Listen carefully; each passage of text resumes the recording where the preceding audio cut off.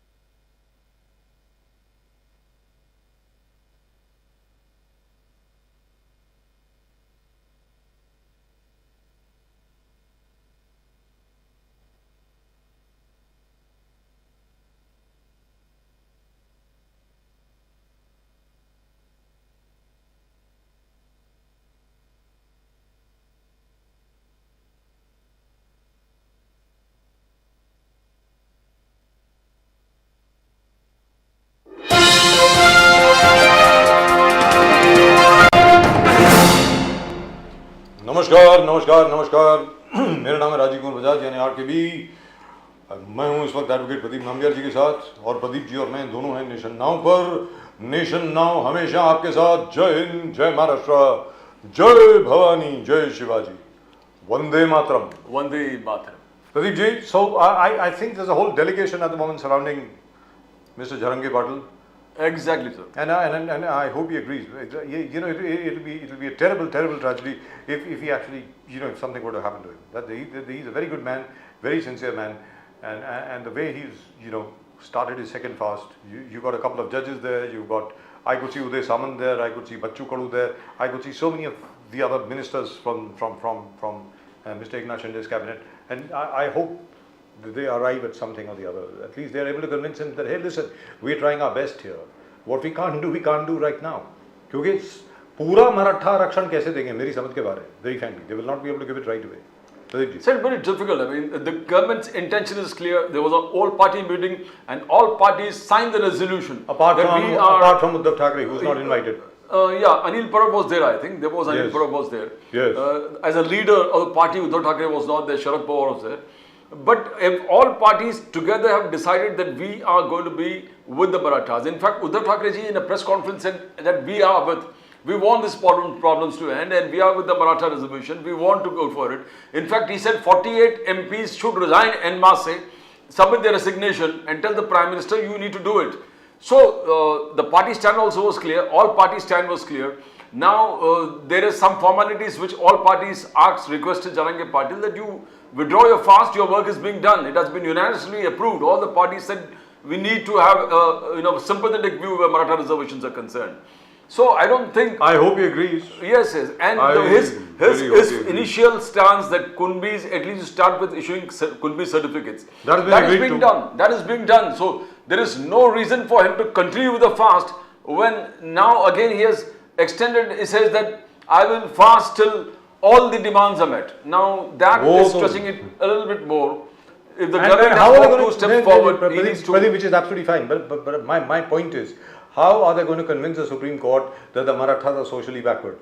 You know, economically backward is one thing, socially backward is another. How do you prove that you are socially backward? There are 96 groupings within the Marathas. How are you going to prove that? Because, you know, Kunbis is only one part of the entire Maratha universe. There are so many others. So, it's a very complicated issue. If you remember in 1952, Marathas were designated as a forward caste. The Mandal Commission designated the Marathas as a forward caste.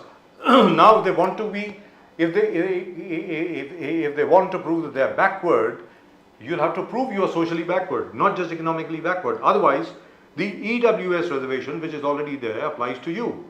Now, economically backward is different from socially backward. Now, I hope somebody somewhere knows that legal distinction and is able to argue in front of the Supreme Court, because the Supreme Court, after this 102nd Amendment of the Constitution, is bound by the law unless Mr. Modi changes the law in Parliament. And so if they do, Pradeep ji, you open up the floodgates. Here, there's again, now you see Ramdas Kadam and Narayan Rane said, yes, we will not take Kunbi certificates. Because we are not Kunbi. Hum nahi lenge. Hum Shahi Maratha hain, hum Kunbi nahi hain. No, but yes, but Shahu Maharaj, the descendant of the great Shahu Maharaj, he said, Chhatrapati Shahu Maharaj, he said Kunbis and Marathas are the same. Yes. 6 months they used to be till the field, and 6 months and they were in the army. 6 months was in warfare. Yes. 6 months in warfare, 6 months in the field. So they both are the same. They were Marathas, they were warriors, as well as people who were farmers. Then Pradeep ji, what happens to the Dangars? What happens to the coolies? What happens to the Nais? Supriya Sule has talked about 4 things yesterday. Yes. Now Supriya Sule is very, very clever when she talks, and she is very, very particular about the choosiest words she uses. She talks about Marathas, she talks about Dangars, she talks about Lingayats, she talked about Muslim reservation. Yes. Now the first time somebody in Maharashtra has again taken up the Muslim reservation issue. Well, Muslims already have reservation. Anyway, under the Mandal Commission report, I mean, you already have, there are about 12 or 14 Pasmanda Muslim communities which are already under reservation. Her demand is the government is going back and promises yes, to all these 4 sections of the society. Right, but we'll talk about that. I'm sure we'll have, when we have Mr. Ali Daruwala over here and when we have Mr. Suresh Chandra Rajhans and all the other political leaders, we're going to talk about that. At the moment with us, we have a genius. I mean, this man is amazing. This man, he's a treasure of Bollywood. So, not just the Bollywood, of the whole Indian cultural universe. This man is Sudesh Bhonsle. I don't even know how to describe him. Sudesh Bhonsle sahab, namaskar. Namaskar, sir. Good evening. Good evening, sir. How are you? We are meeting again, and I'm meeting you with a beard. Last time we met in Sahara on the RKB show, I was without a beard. Yeah, I know. I remember. Along with me, of course, is Pradeep ji. I'm trying to figure out, is this the same person I met? Same person. Same person. Same person. मैंने आवाज से पहचान लिया लेकिन. Sir, आप तो आवाज के बादशाह हैं. आप तो सर आवाज के जादूगर हैं, आवाज के बादशाह हैं. Thank you. और how do you remain the same? मतलब एक रिंकल तक नहीं, क्या यार कॉस्मेटिक सर्जरी करा के लाए हो, फेस लिफ्ट करा के लाए हो? Who is your cosmetic surgeon? वो लैब और सारी मशीनरी घर में बिठवाई है मैंने. अच्छा, घर में बिठवाई. एक रिंकल भी आती तो मशीन घुमा लेता हूँ. शाबाश. तो खुद ही डॉक्टर भी हो, खुद ही हर चीज. Brilliant. Absolutely. और इसमें मेरे पत्नी का बहुत हाथ है जी. वो मिठाई सामने आती, जैसे मेरे हाथ आगे बढ़ते हो कहते ये हाथ पीछे रखो Thakur. That was Sanjeev Kumar. Fantastic. Absolutely fantastic. You know what? How are you, sir? Absolutely fine. How are you, sir? Perfect. मतलब मैं बहुत सालों से मिस कर रहा था. मुझे अभी भी वो याद है इंटरव्यू जो आपके गोरेगांव मेरे घर से 2 मिनट पे स्टूडियो था आपका. जी था. And so nice meeting you sir. So nice to meet you again. And Pradeep ji and I do this तुम्हारा show every day. नमस्कार, आपको भी नमस्कार. So kind of you. बहुत ही सीरियस विषय पे आप लोग दोनों चर्चा कर रहे थे. जी. भगवान करे सब अच्छा हो, जल्दी हो. जल्दी हो और सर. हम लोग सब प्यार से रहें एक दूसरे के साथ मिलजुल के.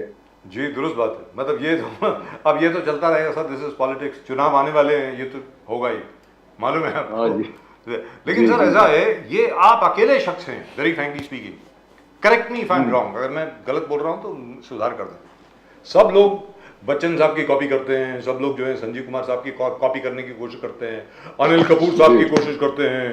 वो क्या है, अमजद खान, गब्बर सिंह, वो तो बच्चा करता है, कितने आदमी थे वगैरह वगैरह वगैरह.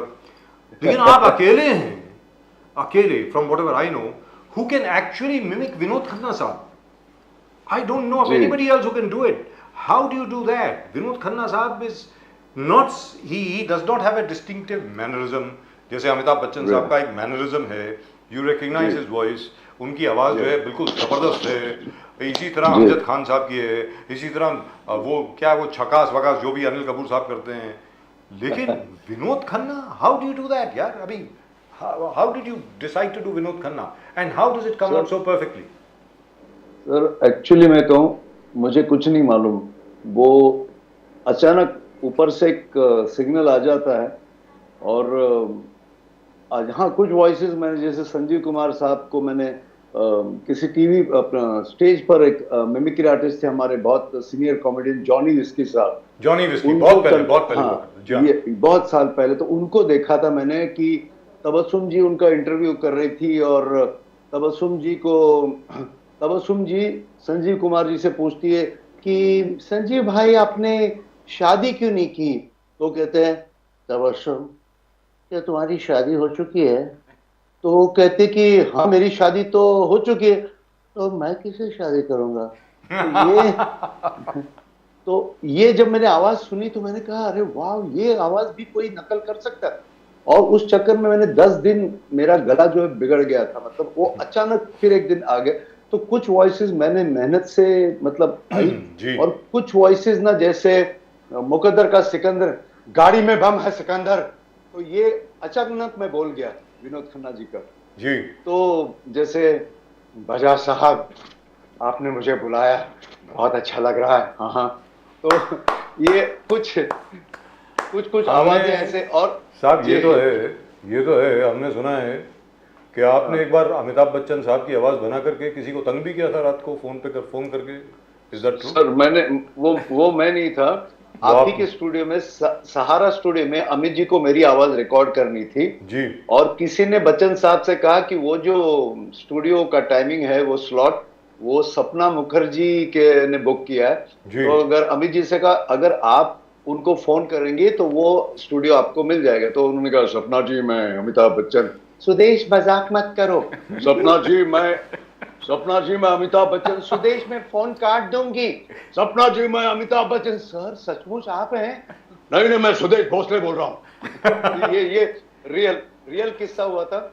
उसी तरह मिठुन दा बहुत सोशल वर्क करते हैं, मिठुन चक्रवर्ती जी, बंगाल में बच्चों की स्कूल के लिए, गरीब बच्चों के लिए। तो उन्होंने एक बार मोहम्मद अजीज साहब को फोन किया और उनका फोन करना मतलब कैसे ना, जैसे रात को 2-2:30 के बाद। तो मुन्ना दा हमें मिठुन दा।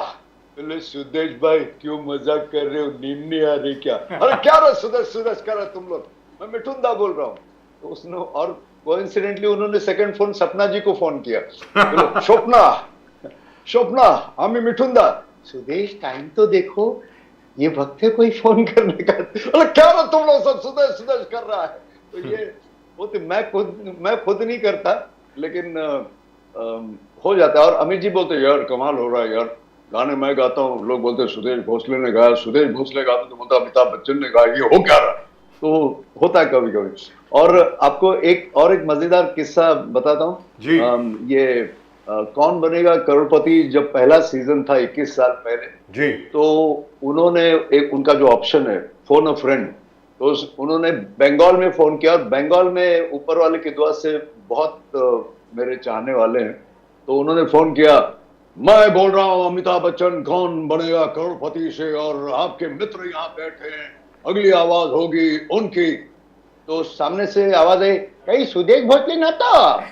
बोले अरे नहीं मैं अमिताभ बच्चन। बोले नहीं उनका भी तो आवाज ऐसा ही है। बोले हे भगवान। तो अमित जी बोलते हे भगवान कैसे यकीन दिलाऊं आपको? नहीं अभी आपने भगवान का नाम लिया ना, फिर तो आप अमिताभ बच्चन है। कौन बनेगा करोड़पति से, मैं बोल रहा हूँ सुदेश भोसले। तो ऐसे कभी कभी हो जाता है। Fantastic, absolutely fantastic. So when did you start doing mister Bachchan साहब की आवाज सबसे पहली बार आपने कब कॉपी करी और बच्चन साहब ने कब सुनी? जी मैं सबसे पहले बता दूं कि मैं एक पेंटर भी हूं। तो 74 से 82 तक मैं फिल्म पोस्टर्स पेंट किया करता था मेरे पिताजी के साथ। मेरे पिताजी एनआर भोसले वो बहुत बड़े चित्रकार थे। मोगले आजम, झनक झनक पायल बजे, दोस्ती, उस समय से जो हैंड पेंटेड ऑयल पेंट के जो होर्डिंग्स लगते थे वो बनाते थे। और 74 में मेरी पहली फिल्म थी प्रेम नगर। मुंबई के सारे बोर्ड्स होर्डिंग्स मेरे हाथ से। प्रेम नगर, अब वो राजेश खन्ना वाली, राजेश खन्ना है जी वो प्रेम Nagar, Julie, Swayamvar, bye bye miss good night.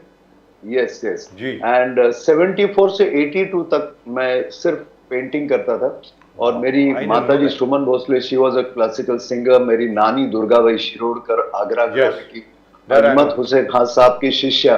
तो वो 24 घंटे क्लासिकल म्यूजिक चलता था। लेकिन मैं थोड़ा अच्छा, हमारे घर में ना बॉलीवुड का म्यूजिक सुनना बैंड था। और क्योंकि हम लोग गोवा वाले हैं तो प्योर क्लासिकल, नाट्य संगीत, सुगम संगीत, इसके अलावा पिताजी बिल्कुल अलाउ नहीं था। पिताजी जब बाहर चले जाते थे तो मैं अमीन सयानी, विविध भारती, ओ हसीनो तुमने सदियों आशिक को तड़पाया। और जैसे पिताजी आए मुंबई जो पिताजी आए और जैसे पिताजी बाहर गए, अजी ऐसा मौका फिर कहाँ मिलेगा, तो ये माहौल था। और ये मैं गाता था। फिर अचानक एक दिन अमित जी से बहुत पहले मैं सैगल साहब की आवाज अचानक गले से निकली, ये मुस्तकिल कितना नाजुक है दिल, ये न जाना हाय ये जालिम जमाना। सुन मेरे बंधु रे, सुन मेरे मितवा, सुन मेरे साथी। तो ये मजाक में मैं करता था। और एक दिन मुकद्दर का सिकंदर फिल्म मैंने देखी और दूसरे दिन स्कूल में था, 11th में था मैं, हायर सेकेंडरी में, किसी को देख के बोला ए सोना चांद दरवाजा खोल दे। तो लड़की ने तो नहीं सुना, लेकिन मेरे दोस्त बोले यार ये जो भैया अभी तूने किया वो बच्चन साहब की तरह था। और फिर हमने मजाक मजाक में रिकॉर्ड किया, और मेरा दोस्त एक टेप रिकॉर्डर लेके आया घर में, बोले कल जो तूने बोला अमित जी की तरह, मतलब मत छोड़ यार, कहाँ अमित जी कहाँ मैं। तो वो देव साहब का फैन था, मतलब टीचर उसको बोलती थी मिलिंद स्टैंड अप, तो बोलते यस टीचर। और माँ बोलती थी कि मिलिंद कैसे कपड़े पहना है गंदे, कुछ ढंग के कपड़े पहन, तो बोलते तन का चोला बदलने से मन का चोला नहीं बदलता माँ। तो उसने मुझे पूछा कि आजकल आपके बारे में बहुत कुछ सुना जा रहा है। अरे कुछ नहीं भैया, ये शूटिंग वूटिंग चल रही है, ये मीडिया वाले आपके बारे में बहुत कुछ लिख रहे हैं। अरे मीडिया वाले तो कुछ ना कुछ लिखते रहते हैं, आप अपना काम कीजिए। तो ये जब मैंने रिकॉर्डिंग इसकी सुनी तो मुझे भी लगा कि हाँ यार अमित जी जैसा। फिर मैंने उस वक्त उनके जो सुपर हिट मूवीज थी उनके वीडियो कैसेट्स मिलते थे उस वक्त जी, तो उनको मैंने लाया, दीवार, जंजीर वगैरह। फिर मैं उनको लिखा, मैंने बाहर किया, फिर बाथरूम के कोने में जाके घंटों प्रैक्टिस करता था, और ताकि वो रिवर्ब इफेक्ट मिले।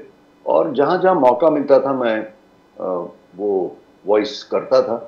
और उस वक्त जितने मिमिक्री आर्टिस्ट थे वो, जैसे दादा मुनि, ओम प्रकाश जी, राजकुमार जी, इस दिलीप साहब, इनकी मिमिक्री करते थे। अमिताभ बच्चन लोगों ने पहली बार स्टेज पर सुना और कहते हैं ना उनको यकीन नहीं, और फिर धीरे धीरे बात अमित जी तक पहुंच गई। So what is the first time when you met mister Bachchan और बच्चन साहब ने अपनी आवाज आपके मुंह से सुनी? जी, वो मैं क्या करता, 82 में मैंने मेलोडी मेकर्स एक ऑर्केस्ट्रा ज्वाइन किया, और उस वक्त मैंने 82 से 87 तक मैं किशोर दा के लगभग हर शो में उनका मैं एंकर हुआ करता था। मैं रफी साहब के गाने गाकर एक दो, फिर मैं किशोर दा को स्टेज पे बुलाता था और फिर घंटों उनको देखता विंग्स में बैठ के। और मैंने 80s में जीतू जी, श्रीदेवी जी, असरानी जी, शक्ति कपूर साहब, अमजद भाई, सबके साथ बहुत, मतलब 80s में साल में 4 टूर्स करते थे हम लोग, एक एक महीने के यूएसए। तो मैं अगर कभी जाता था लक्ष्मीकांत प्यारेलाल जी के पास, तो बोले हाँ उसको बुला बुला बोला, कल असरानी बहुत तारीफ कर रहे थे, या बप्पी दा के यहाँ गया तो बोले बुला उसको अंदर, वो कल शक्ति जी बहुत तारीफ करे। तो एक्चुअली जो कहते ना वॉचमैन भगा देता, वो मेरे साथ हुआ नहीं। और लक्ष्मी जी ने मुझे सुना और सुदेश बोले एक काम करते हैं, एक गाना हमको करना लेकिन अमित जी की आवाज में, क्योंकि उनको पता था मैं अमित जी की नकल करता हूँ। अमित जी के उस वक्त ना रंग बरसे और मेरे अंगने में वो बहुत हिट थे, और मुझे उनकी सिंगिंग वॉइस भी मालूम थी, और वो गाने में स्टेज पे गाया करता था। तो लक्ष्मी जी ने मुझे अचानक बुलाया और अजूबा फिल्म के लिए मुझे पहला गाना उन्होंने गवाया, या अली मेरा नाम है अली, रहता हूं मैं कहाँ मस्जिद वाली गली। तो शशि कपूर डायरेक्टर थे उस फिल्म के। तो लक्ष्मी जी ने शशि जी से कहा ये जो लड़का है ये अमिताभ बच्चन की साउंड बहुत अच्छी बनाता है। तो शशि जी बोले सुनाइए। तो मैंने वही जो गाना है, वो जो मेरे पास लिखे हुए शब्द थे, वो मैंने कहा या अली मेरा नाम है अली, रहता हूं मैं कहा मस्जिद वाली गली। तो शशि जी बोले परसों वाला गाना अमित जी से नहीं, इन्हीं से कराएंगे। और एक गाना मैंने गाया मोहम्मद अजीज साहब के साथ, अरे ताजुब है तूने प्यार नहीं किया, नहीं तूने दिल नहीं दिया, अरे नहीं दिया ना। तो ये गाना रिकॉर्ड हुआ, और जब बच्चन साहब ने ये गाना सुना तो बोले ये है कौन, मुझे इसको देखना है। तो शशि जी मुझे ले गए फिल्म सिटी, और मेरा हाथ पकड़ के अमित जी, साक्षात अमिताभ बच्चन साहब को मैं देख रहा था, सर हाथ पैर सब कुछ कांप रहा था मेरा। और मैं बोले सर, तो शशि जी बोले अमित जी सुदेश भोसले। तो मैं हाथ जोड़ रहा हूं उनको कि यकीन नहीं हो रहा था कि बच्चन साहब के सामने मैं खड़ा हूं। तो बोले सर नमस्ते। तो सामने से वो कहते हैं हाथ जोड़ के कि भैया हमारी आपकी आवाजें तो बहुत मिलती जुलती, मुझे तो पता ही नहीं चला गाना मैंने कब गाया। तो ये उनका पहला, मुझे मालूम नहीं पड़ा कि गाना मैंने कब कहा। हाँ, वाह। और उन्होंने फिर कहा कि देखो अब मैं गाऊंगा नहीं, अब जो भी है सुदेश गाएगा मेरे गाने। और उसके बाद उनके जो भी शोज होते थे मुझे बच्चन साहब ले जाने लगे। तो स्टेज पे पब्लिक के सामने वो गा रहे और विंग्स में से मैं उनकी आवाज में उनको लिपसिंग करता था। और ये सुन के, ये देख के लक्ष्मी जी को ये आइडिया आया कि यार ऐसा कुछ एक्सपेरिमेंट करते हैं जो आज तक हुआ नहीं हिस्ट्री में, कि कोई सिंगर उनके मैनरिज्म्स कॉपी किए हैं लेकिन वॉइस नहीं। और क्योंकि बच्चन साहब की सिंगिंग वॉइस भी लोगों को पता थी, तो लक्ष्मी जी ने एक्सपेरिमेंट किया, बोले स्टूडेंट मैंने कुछ लिखा है, अरे ओ जुम्मा, वो कैसे बोलेंगे, अरे ओ जुम्मा मेरी जाने मन, मेरी जाने मन। तो इस तरह ये गाना बना, खिचड़ी पकी। और बोले वो कैसे गाएंगे, जुम्मा जुम्मा दे, जुम्मा जुम्मा दे। और फिर अमित जी के सामने विदाउट माइक्रोफोन मुझे कहा सुरेश सुनाओ, और अमित जी से कहा कि देखिए हमने आपके लिए कुछ स्पेशल बना है। और जैसे अमित जी ने सुना बोले वेरी गुड, टेक करो। और सर आपको एक बात बता दूं, उसमें एक लाइन है, चुम्मा दे दे दे चुम्मा दे दे दे दे चुम्मा दे दे दे चुम्मा दे। तो ये कंट्रीब्यूशन या ये जो भी है, ये अमित जी की आइडिया है।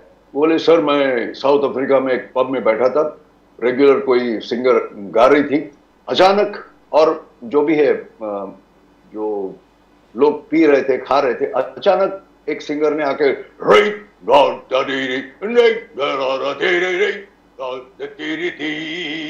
जैसे ही ये लाइन आई, पूरी ऑडियंस फ्लोर पे आके डांस करने लगे। तो अचानक मेरे मुंह से निकला जुम्मा दे दे दे चुम्मा दे दे दे, और वेरी गुड।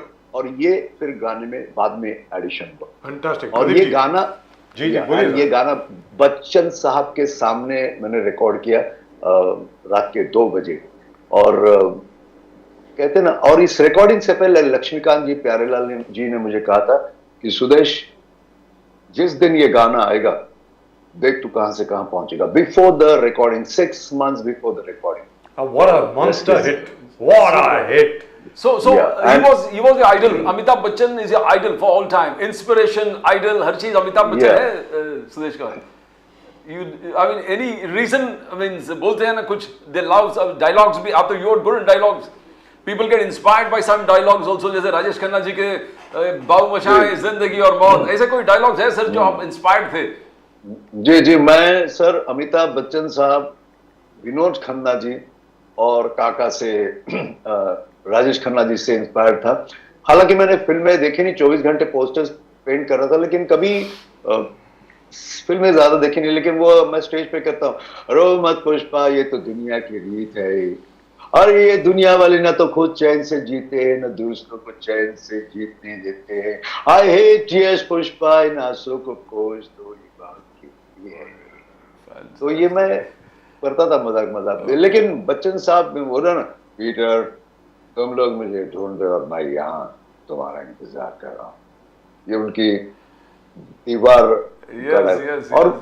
और मैंने जुम्मा चुम्मा के बाद सर जैसे जैसे उनका चेहरा, उनका हुलिया और उनकी वॉइस भी चेंज हुई ना, तो जैसे मैंने कहा था जुम्मा चुम्मा दे दे, जुम्मा चुम्मा दे दे चुम्मा, उसके बाद मैंने जो शावा शावा गाया, वो अभी उनकी कौन बनेगा करोड़पति की जो लोगों को आवाज है ना, चलिए हम और आप खेलते हैं कौन बनेगा करोड़पति। तो मैंने एक पंजाब पर कुड़ी पंजाब पर कुड़ी पटाखा दिल चुरा के लग गई होई सोना सोना। तो मैंने भी उनके एज के साथ अपनी वॉइस को मैं बदलता गया। लेकिन हाँ, he was always and always be my inspiration, always. और कई लोगों को इंस्पायर किया उन्होंने।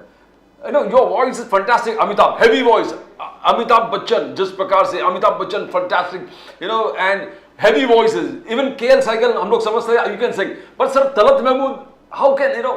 आप जेल Talat Mahmood से कैसे करते हो? I mean, I heard you also love to sing Talat Mahmood. That's, I mean, it's going from this extreme to this extreme. जी, before answering एक सैंपल देता हूँ। फिर वही शाम, Wow. वही हम, वही तन्हाई है, दिल को समझाने तेरी याद चली आई है, फिर वही शाम। क्या बात है। Oh man, this was This is something else. This But is- you have to compress yourself 100 times, I think. जो आवाज जो पहले उसको आप compress करके 100 times अंदर दबा के फिर गाते हैं. जी जी This is It's a challenge, yeah. singing at a totally different pitch. Wow. Thank you Wow, really wonderful. But I tell you what, सबसे बड़ी बात यह है प्रदीप जी that सुदेश साहब, ever since I've known him, जी। ये he's not just a mimicry artist. सबसे बड़ी बात ये है, आप अपना भी कुछ डालते हैं किसी की आवाज में. मतलब ऐसा नहीं कि सिर्फ अमिताभ बच्चन साहब की आवाज, जैसे जुम्मा चुम्मा दे दे, ठीक है बच्चन साहब गा रहे हैं, हम पिक्चर है, लेकिन उस गाने में सुदेश भोंसले भी है, सीधी बात है. बिल्कुल है, हाँ, अगर बिल्कुल आप है। ध्यान से सुने तो सुदेश भोंसले भी है, अकेले बच्चन साहब नहीं है. सो बिल्कुल बिल्कुल आपने पकड़ लिया मुझे।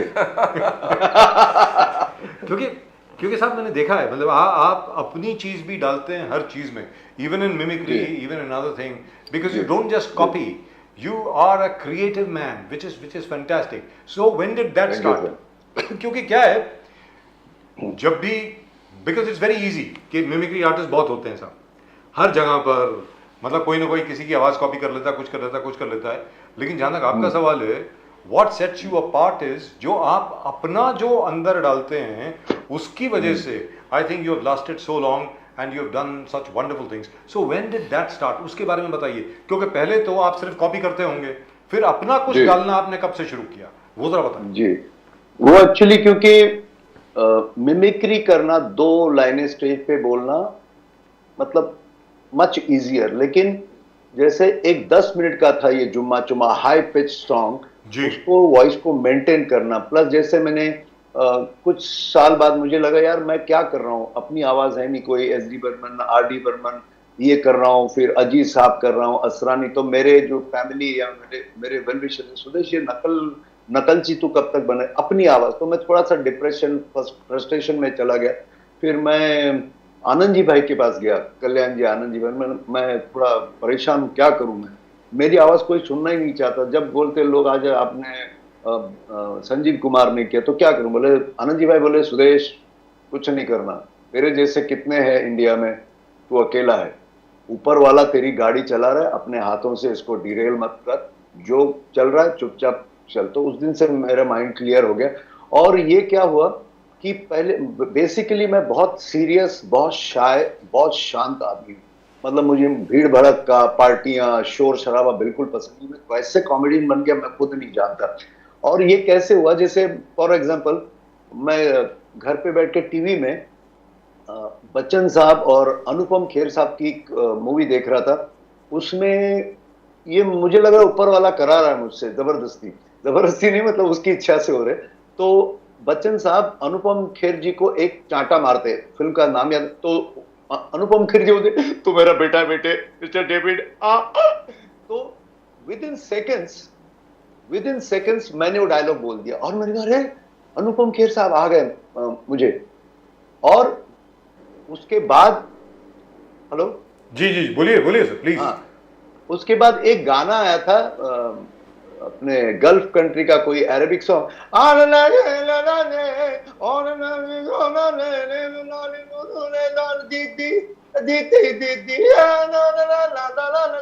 तो मैंने 8 वर्षन गाए थे. और श्रीमान आशिक फिल्म आई थी जिसमें अनुपम खेर साहब की आवाज में मुझे म्यूजिक डायरेक्टर ने गवाया था, लड़कियों से ना मिलो तुम, लड़कियां तो है बलाए, सुबह शाम मत करो तुम, लड़की इनकी बेवफा अदाए. तो ऐसा मुझसे कराया गया.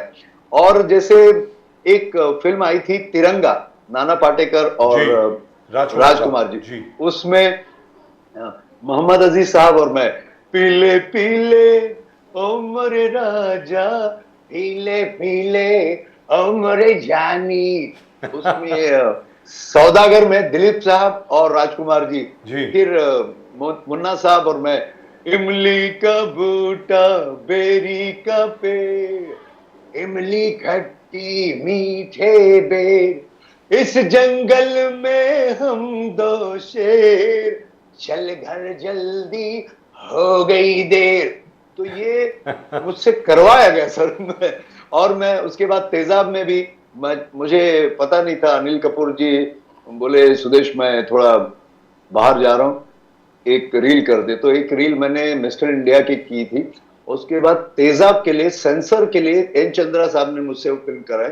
उससे पहले और उसके बाद मुझे अनिल कपूर की आवाज कभी नहीं आई, लेकिन प्रीमियर भी मेरी आवाज में हुआ। और जब वो मिक्सिंग होने के बाद जब ये प्रिंट्स आई तो साउंड इंजीनियर कंफ्यूज हो गया कि सुदेश भोसले का ट्रैक कौन सा है और अनिल कपूर का ट्रैक कौन सा है। तो 25 प्रिंट्स मेरी आवाज में आज भी थिएटर में चलती जब भी। तो हैज मुझे पता नहीं कैसे होता है वो। माशाल्लाह, क्या बात है साहब। लेकिन क्या अनिल कपूर की आवाज बदली है? इतने सालों से आप उनको देख रहे हैं कि वैसी की वैसी?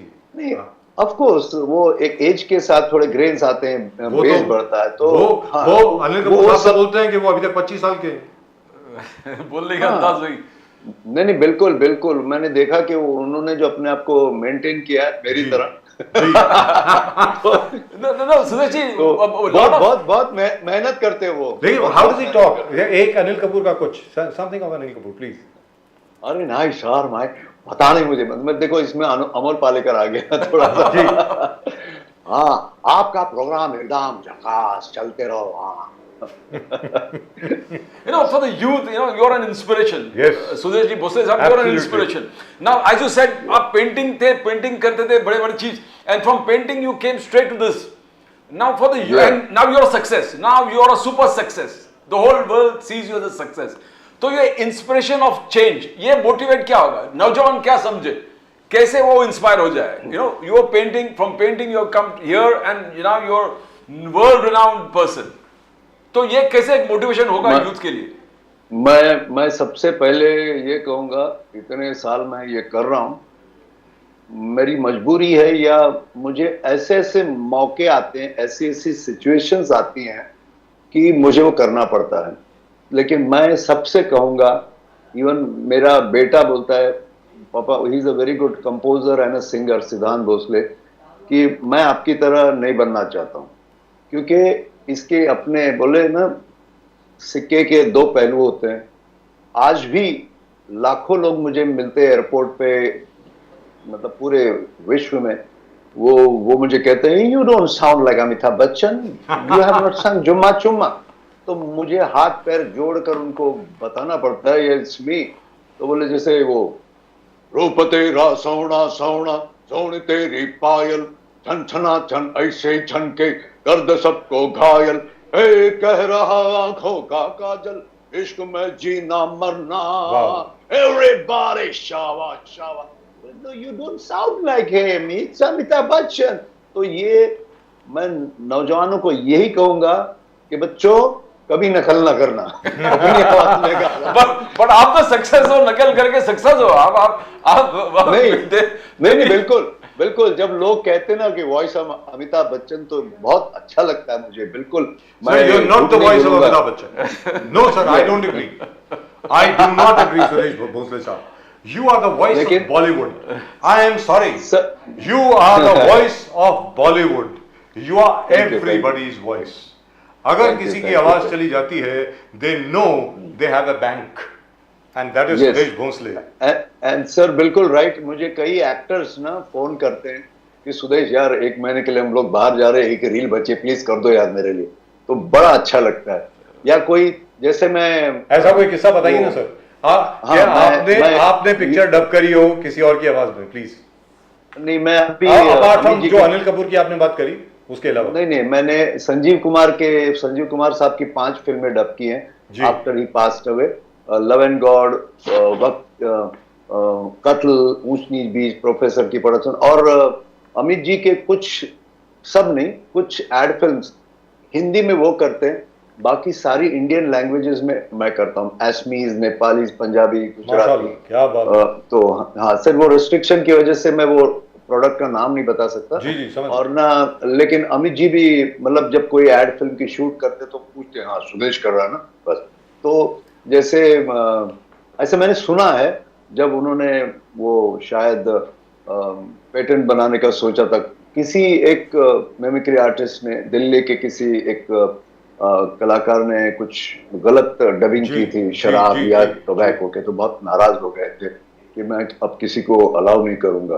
तो एक जर्नलिस्ट ने पूछा फिर सुदेश भोसले का क्या? नहीं, उसकी बात अलग है। तो वो बहुत बड़ी बात है मेरे लिए। लेकिन यहाँ तो मैं एक चीज लेकिन आपसे पूछना चाह रहा था सुदेश जी, आपसे एक चीज जी। मैं पूछना चाह रहा था कि आज तक कभी ऐसी सिचुएशन हुई है स्टेज के ऊपर, जी जी आपसे कुछ करने के लिए कहा हो और वो बहुत मुश्किल लगा हो आपको, कभी ऐसा हुआ है? सर, ऊपर वाला बहुत दयालु है। मेरा क्या होता है ना कि कई कलाकारों के साथ, आपके साथ भी होता होगा कि पता चला कि सुबह आप उठ नहीं पा रहे जी। हो, आपको बुखार है, जी पूरी हड्डी पसली दर्द कर रही है, जी बुखार है, सर्दी है, मतलब आपको लगता है कि आज मैं बैठ भी नहीं पाऊंगा।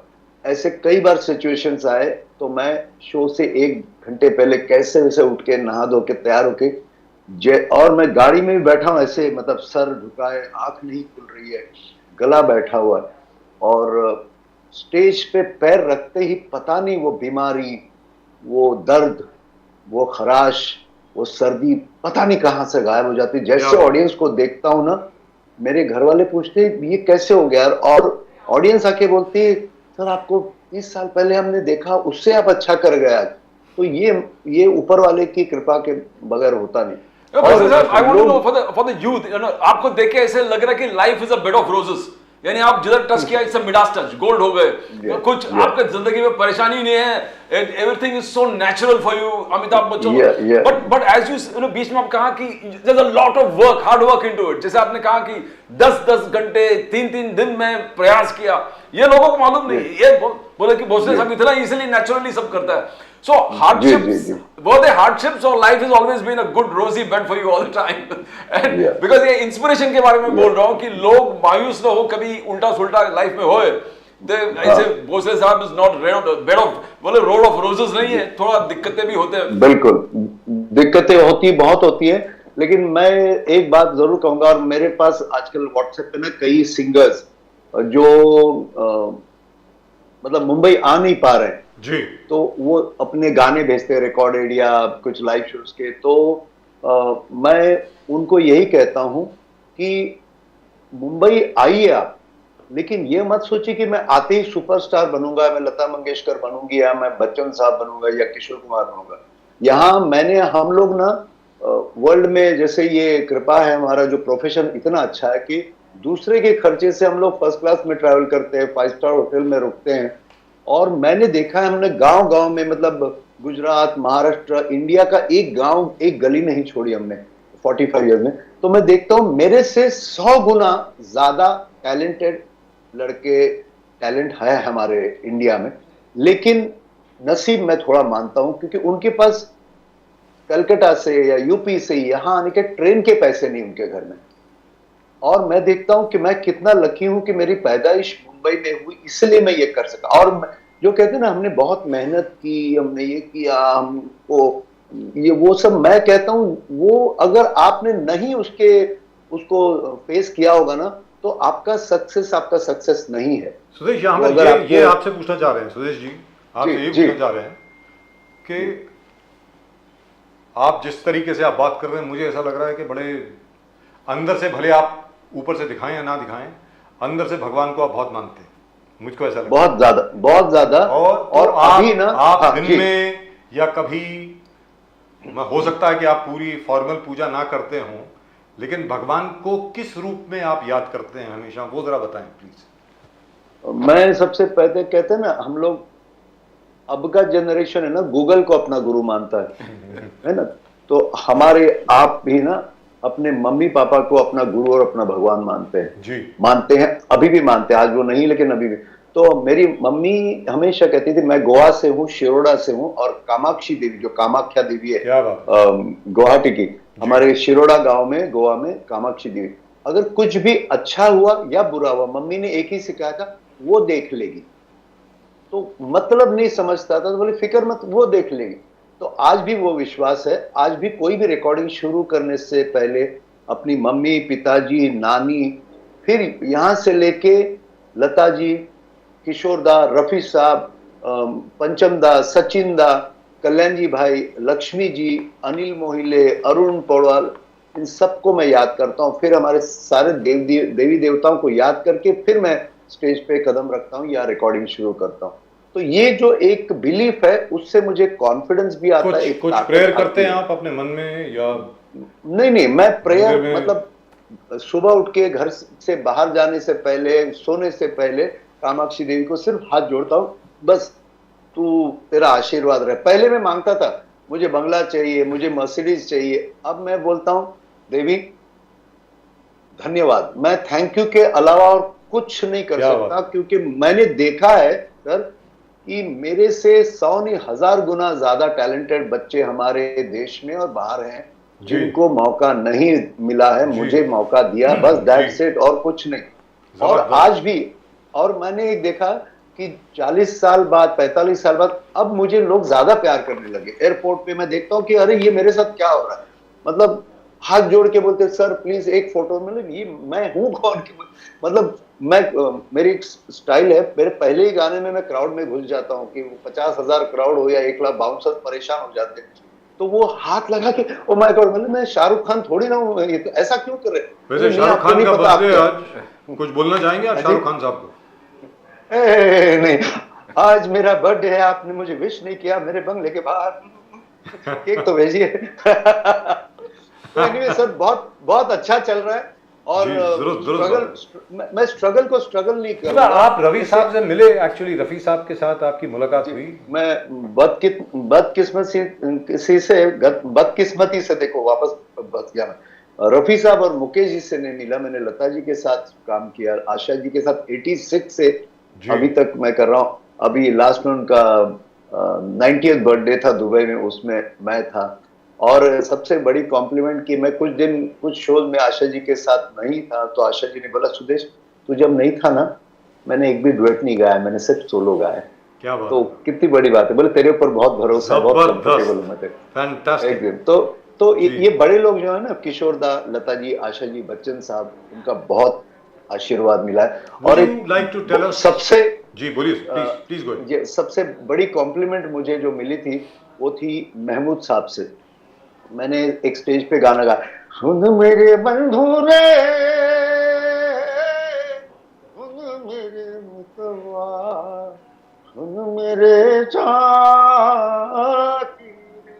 तो महमूद साहब ऑडियंस में बैठे थे, और जैसे ही गाना खत्म हुआ पीछे आए बैक स्टेज, मेरे कंधे पे हाथ रखा और बोले बेटा जब तूने दादा का सुर लगाया, मैं तेरा चेहरा देख रहा था, तेरा ऊपर वाले के साथ कनेक्शन हो गया, मैं तुझसे जरूर गवाऊंगा। और उनकी आखिरी, उनका जो बेटा था, दुश्मन दुनिया का फिल्म है, उन्होंने मुझसे गाना लिखवाया। तो ये काफी, मतलब ये जो सीनियर्स हैं ना, उन्होंने बहुत मुझे प्यार दिया, आशीर्वाद दिया। अब क्योंकि मैंने एक हमेशा चीज ध्यान में रखी, मिमिक्री करते हुए, कॉमेडी करते हुए तालियां बटोरने के लिए मैंने कभी किसी का आज तक मजाक नहीं उड़ाया। तो हर कोई आर्टिस्ट, विनोद खन्ना साहब के सामने उनकी आवाज मैंने बनाई थी, बहुत खुश हो गए थे। तो ये मैंने संभाल के, जब वो एमपी थे या एमपी नहीं थे? एमपी नहीं थे वो, उससे पहले यूएसए टूर किया था उनके साथ। क्या बात है सर, वंडरफुल। चलते चलते किशोर दा के बारे में कुछ बताएं सर, किशोर दा के साथ आपकी रिलेशन कैसी रही? आज आप मैं उनके सारे प्रोग्राम्स एक्टर करते थे, उनकी आवाज में आपने ना जाना कितने गाने गाए हैं। किशोर दा ही किशोर दा है, जिनकी वजह से आज जो भी मैं करता हूँ, मैं सिंगर तो था, मिमिक्री आर्टिस्ट था, लेकिन एक एंटरटेनर, एक परफॉर्मर मैं किशोर दा की वजह से बना। क्योंकि गाने तो आप रेडियो पे, टीवी पे रोज देखते सुनते, लेकिन उसको ऑडियंस को कैसे ये कराना कि ये हमारे लिए गा रहा है। परफॉर्मर और एंटरटेनर क्या होता है, अगर मैं गाऊं जुम्मा चुम्मा दे दे, जुम्मा चुम्मा दे दे, जुम्मा, ये तो रोज सुनते हैं भाई, जुम्मा चुम्मा दे दे, ये करूं तो लोगों को लगता है यार मेरे लिए गा। अभी जैसे फॉर एग्जांपल, मेरे महबूब कयामत होगी, आज रुसवा तेरी गलियों में मोहब्बत होगी। अब मैं बोलूंगा, अगर मिस्टर एक्स इन बॉम्बे का ये गाना मैं आपके सामने सुना रहा हूं, मेरे महबूब कयामत होगी, लक्ष्मीकांत प्यारेलाल जी की संगीत रचना, किशोर कुमार की आवाज, मेरे तो पब्लिक मालूम है गाना। अब मैं क्या करता हूं, एक नाकाम टूटे हुए दिल के आशिक की मतलब ये सदा है, नाकाम आशिक की टूटे हुए दिल की सदा है। आशिक कहता है या इलाही तेरे दरबार में फरियाद करते हैं, उन हसीनाओं को मत पैदा कर जो हमें बर्बाद करती है। पब्लिक वाह वाह वाह, मेरे महबूब, तालियां तालियां। तो ये एक स्टाइल रहती है प्रेजेंट करने का गाना। फैंटास्टिक। और किशोर दा हैं, इसलिए आज मैं हूं क्योंकि 5 साल उनको देखा सुना। एवरी संडे हम उनके बंगले पे रहते थे। मेरा काम कुछ नहीं होता था, मैं तो एंकर था, लेकिन सुबह 10 से लेकर रात के 8 9 10 बजे तक बस सिर्फ उनको देखता था। और वो जब स्टेज पे गाते थे, कुर्सी विंग्स में लगाकर कहते ना, सारी रिकॉर्डिंग यहाँ चलती रहती थी। क्या बात। और किशोर दा ने मुझे एक बार, तू बहुत अच्छा है रे, लेकिन एक काम करना, कभी सैगल साहब और संजीव कुमार का मजाक नहीं करना।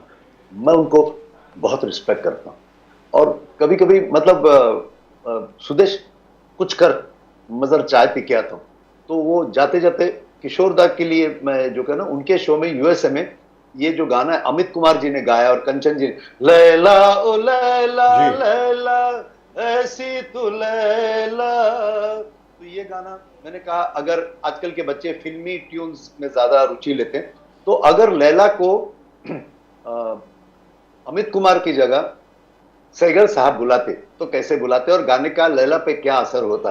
लैला हो लैला अरे हाँ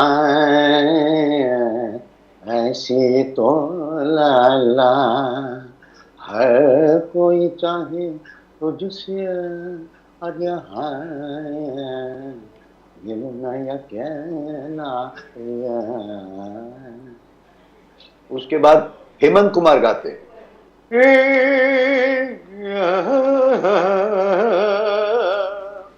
लैला हो लैला ऐसी तो लैला हर कोई चाहे मिलना अकेला रे।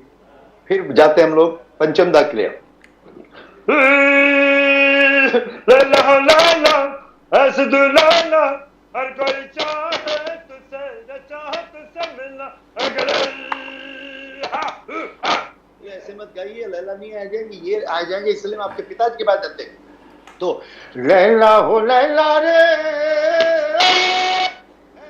तो लैला अरे कोई चाहे तुझसे मिलना अकेला। तो लोगों ने यूएसए में इतनी तालियां बजाई एकदम once more.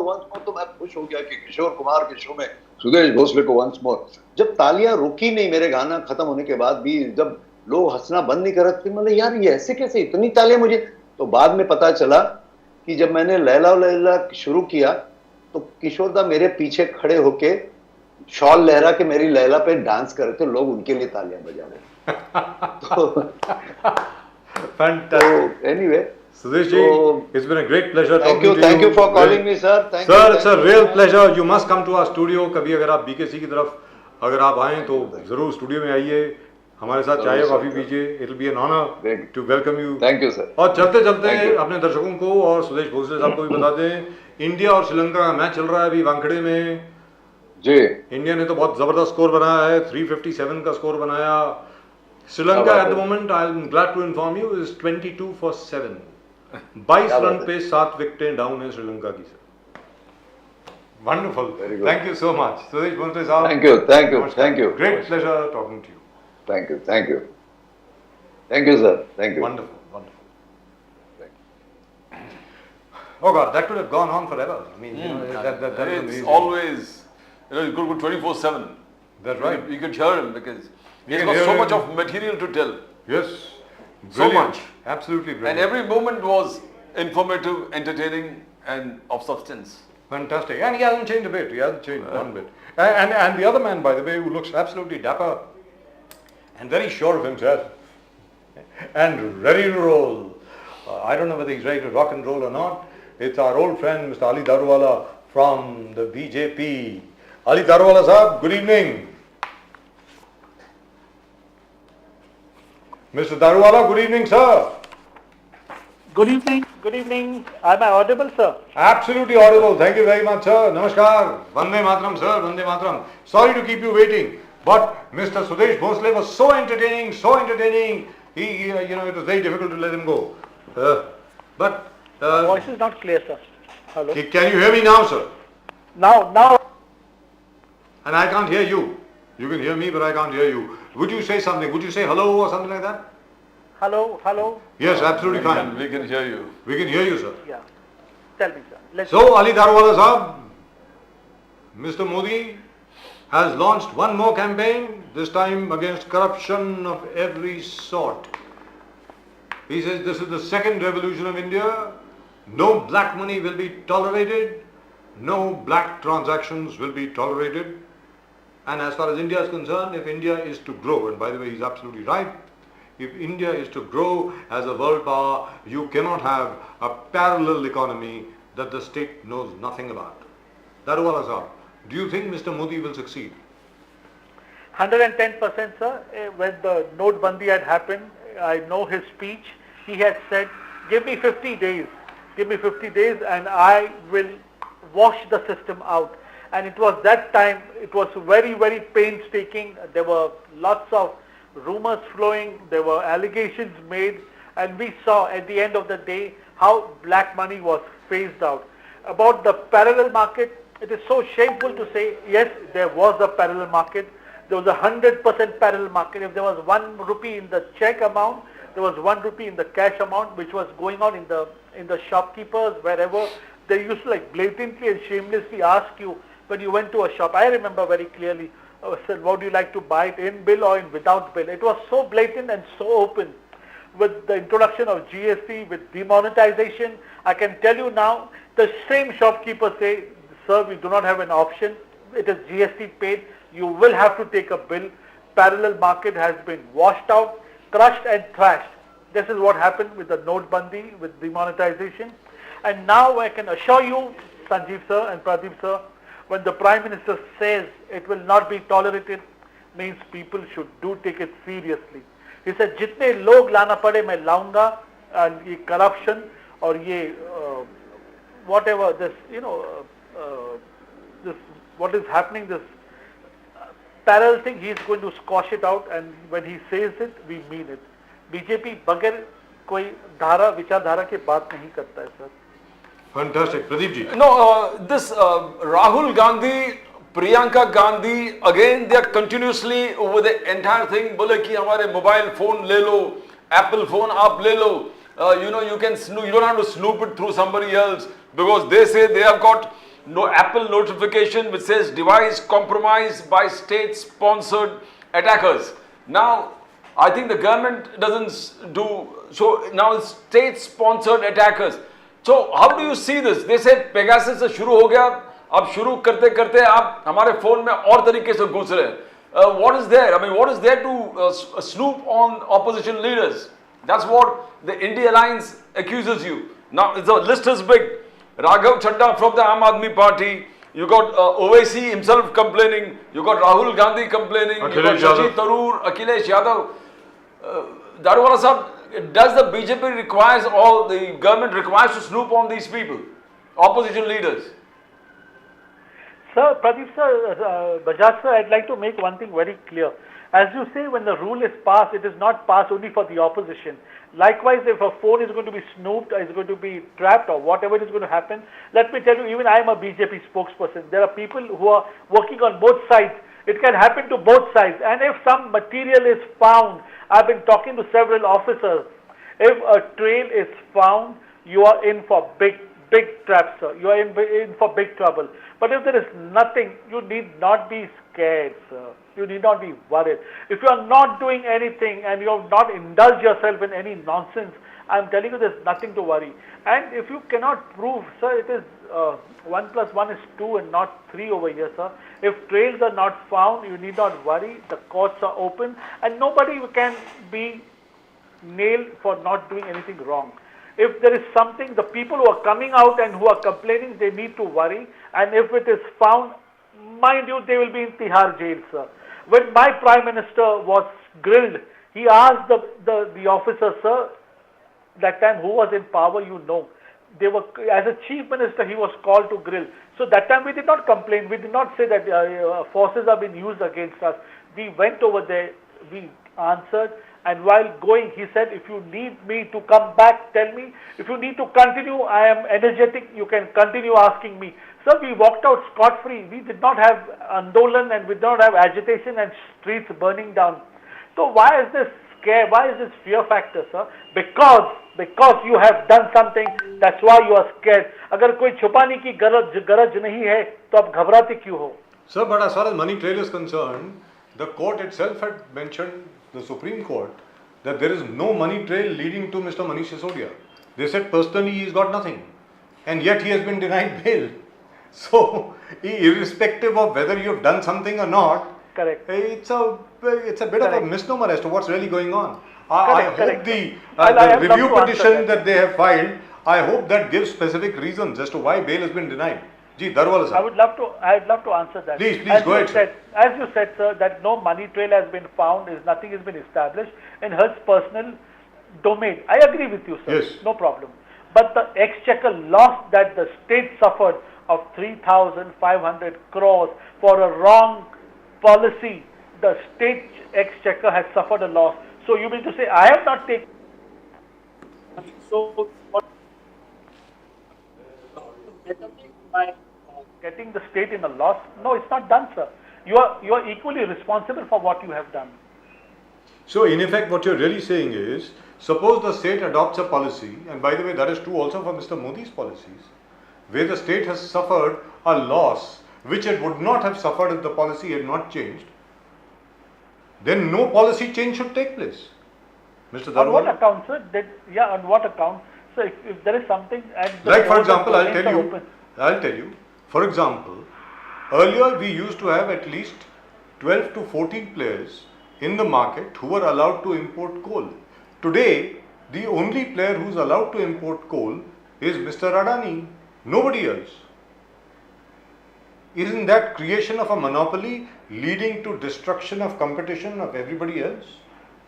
Mr. Darwala? Sir, it is open tendering, and if but only one person is given the license to import coal in India. Nobody else has that license. Only Mr. Adani has. Sir, if that's the allegation, sir, if that is it's not an allegation, it's the truth. Sir, it is government policy.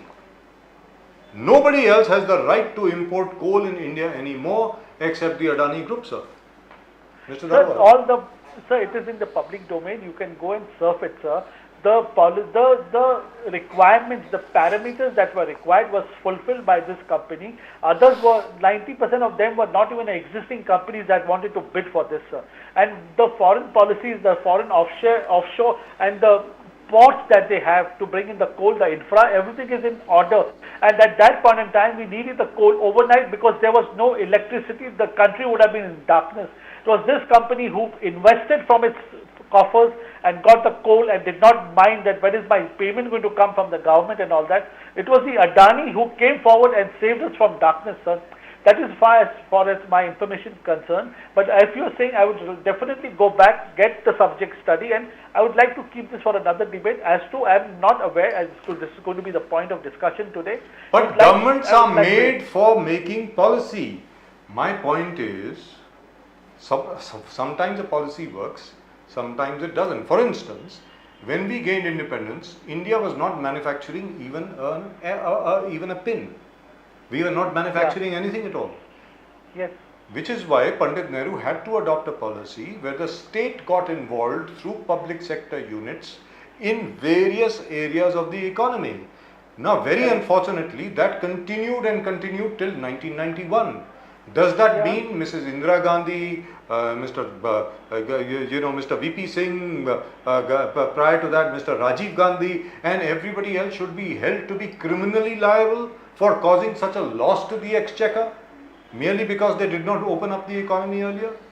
Mr. Darwala? It's a philosophical question. It is a philosophical question. I would say yes, when we started from zero, when we started from scratch, we were not well versed. The East India Company left us with nothing. We had to form, the government had to do the funding. We did not have the big businessmen except for a few houses like the Tatas and the Bajaj and few big houses. And Birlas and the Dalmias. Yes. Correct. There were a few houses you can count on your 5 fingers.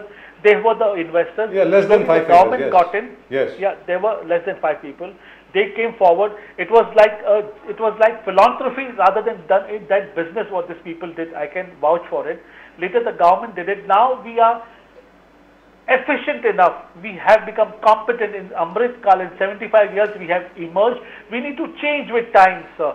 And I'm telling you again and again, when we keep attacking Adani, sir, it is not Adani. It is those million and million of investors. I'm not attacking Adani. You I've got and nothing me. against Mr. Adani. Let's be very clear. I think Mr. Adani is doing a wonderful job. Let's be very clear. That's been my view 100%. right That's from what day I'm one. saying. It's a shareholder. It is the shareholder. It is his money. We have to be very careful when we So talk. it's absolutely, We cannot attack any office with 4 people. That Hindenburg company that attacked Hindenburg, sir. And There were George 4 Soros. people which had no credibility, sir. What happened? The market crashed. Billions and millions of rupees were wiped out. So you cannot be so carefree, careless when you go on a national platform like So it that. happens. Mrs. Indira Gandhi was attacked for her closeness first to Mr. Dhirubhai Ambani. Then later on, Mr. Swaraj Paul was seen as being very close to R.K. Dhawan. He was brought in over there. And then Mr. Rajiv Gandhi saved his friends. If you remember, Mr. H.P. Nanda and Mr. Bhartiya, they were saved by him. Otherwise, he would have taken over their companies and so on. So it happens. I don't. Let me tell you very frankly. I've been a journalist now for years and years and years. I've seen this happen. I've seen this play out again and again. Whosoever is in power is always sought to be linked to somebody or the other by the opposition. No, So this Adani thing holds no water. Let me tell you very frankly. Well, all I'm saying is, at the end of the day, today we are the 5th largest economy. By the end of next year or the beginning of 2025, we will be the 4th largest economy. We would have overtaken Germany. That's what's going to happen. Now, which is fine as far as the GDP is concerned. Mr. Daruwala, my concern is, what about the per capita income? When is that going to go up? Daruwala sir. Bajaj sir, you are saying that from the 5th largest economy we may jump to 4. But We will, not we may, we will. Even if the growth rate is the same as it is today, we will. Yes, I will be taking you for surprise. If we reach the spot number 3, it will not be surprising because the alarm. So, Bajaj sir, I'd like to tell you one thing very clearly. The way the economy is boosting, the money that is coming, there is big money to be made for clean players. The industry is doing so well, exceptionally well. The road industry, the defense industry, the manufacturing industry, the mobile industry, the construction industry, the real estate is booming, sir. There is big money that everybody is making. There is a very positive sentiment amongst people. Sir, it's not even 1 year complete. We are limping back. As you're talking about per capita income, I would like to make myself very clear. So we are limping back. Others have not even been able to recover. Well, my take is not if others have not recovered, so I have recovered, so I'm better off than others. No, I've got nothing to do with it. We are Modi at the helm of affairs. We are going to do much better than other countries, and we are aiming at 2047 to be amongst the top 3 producers, top 3 stakeholders in the world, sir. World, not India. That was back in Maharashtra. Supriya Sule was very. Supriya Sule said that Devendra Fadnavis should resign. Now that was a very strong statement from Supriya Sule.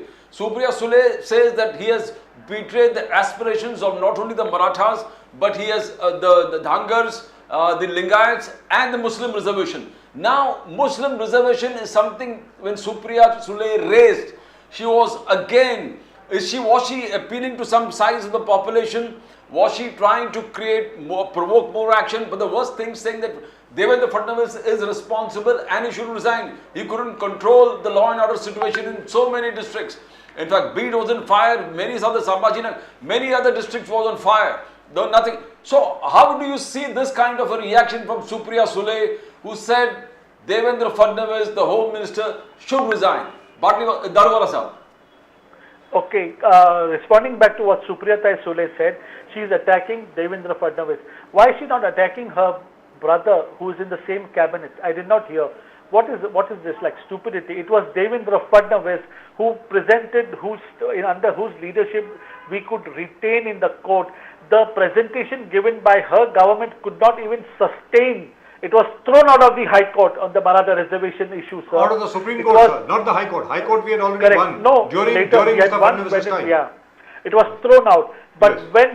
when we prepared it and when we sent it back to the courts again, it has withhold the test of the scrutiny, and we are moving ahead.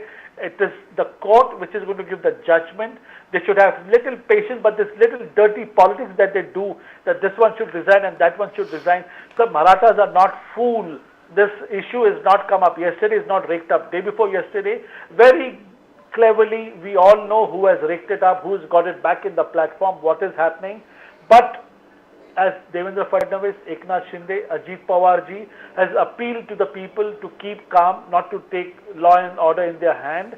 It is very beautifully maintained by our Deputy CM, Devendra Fadnavis ji. It is his smartness and it is his vision that this issue will also be But sir, indeed, taken they care burned of. so many houses. They burned the houses of MLAs. They destroyed all the cars. Correct. A curfew had to be Correct. imposed. Definitely, this is not done. The Maratha community has been at the helm of affairs. They had 12 chief ministers in 13. last 50 years. 13 chief ministers. What happened? See, this is the problem. The expectation from BJP is very high. What has not happened in last 60 years, they wanted to happen in last 5 years. Yes, we will live up to the expectation. We will give justice. As far as this reservation is a very, very complex issue. It cannot be discussed just by fasting. It cannot be resolved. You have to give the government a time, and yes, you will see the result in this government, sir. Apart from this particular incident where Supriya Sule asked for his resignation, she went on to say that Adit Pawar thi, मैं तुम्हारा संग तो we ate from the same थाली में हम लोग खाए हैं, you come back. Well, like this BJP will destroy you. They destroyed Uddhav Sena, they destroyed Chand Pawar Sahab. Now they took Eknath Shinde ji along with him, and now they're going to destroy Eknath Shinde ji. That is what Supriya Sule says. BJP is going to destroy Eknath Shinde ji. You see the silence that is coming. Devendra Fadnavis ji himself is saying, me Puna in. So it's better you come back and let us all work together. They are going to ditch Eknath Shinde ji. Before that, you please jump ships and come to us. Now, how do you see this Supriya Sule? Is it threatening? Is it a lure? Or what does she mean by that? That the BJP is going to backstab Eknath Shinde? Sir, Eknath Shinde ji is doing an exceptionally good job.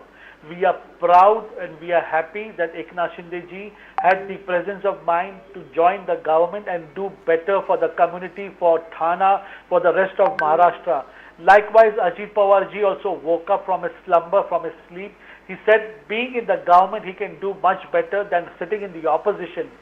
Though we did not need the number, we did take him with the government because it is the injustice that would have happened to the people, the constituency where this 40 MLAs come from.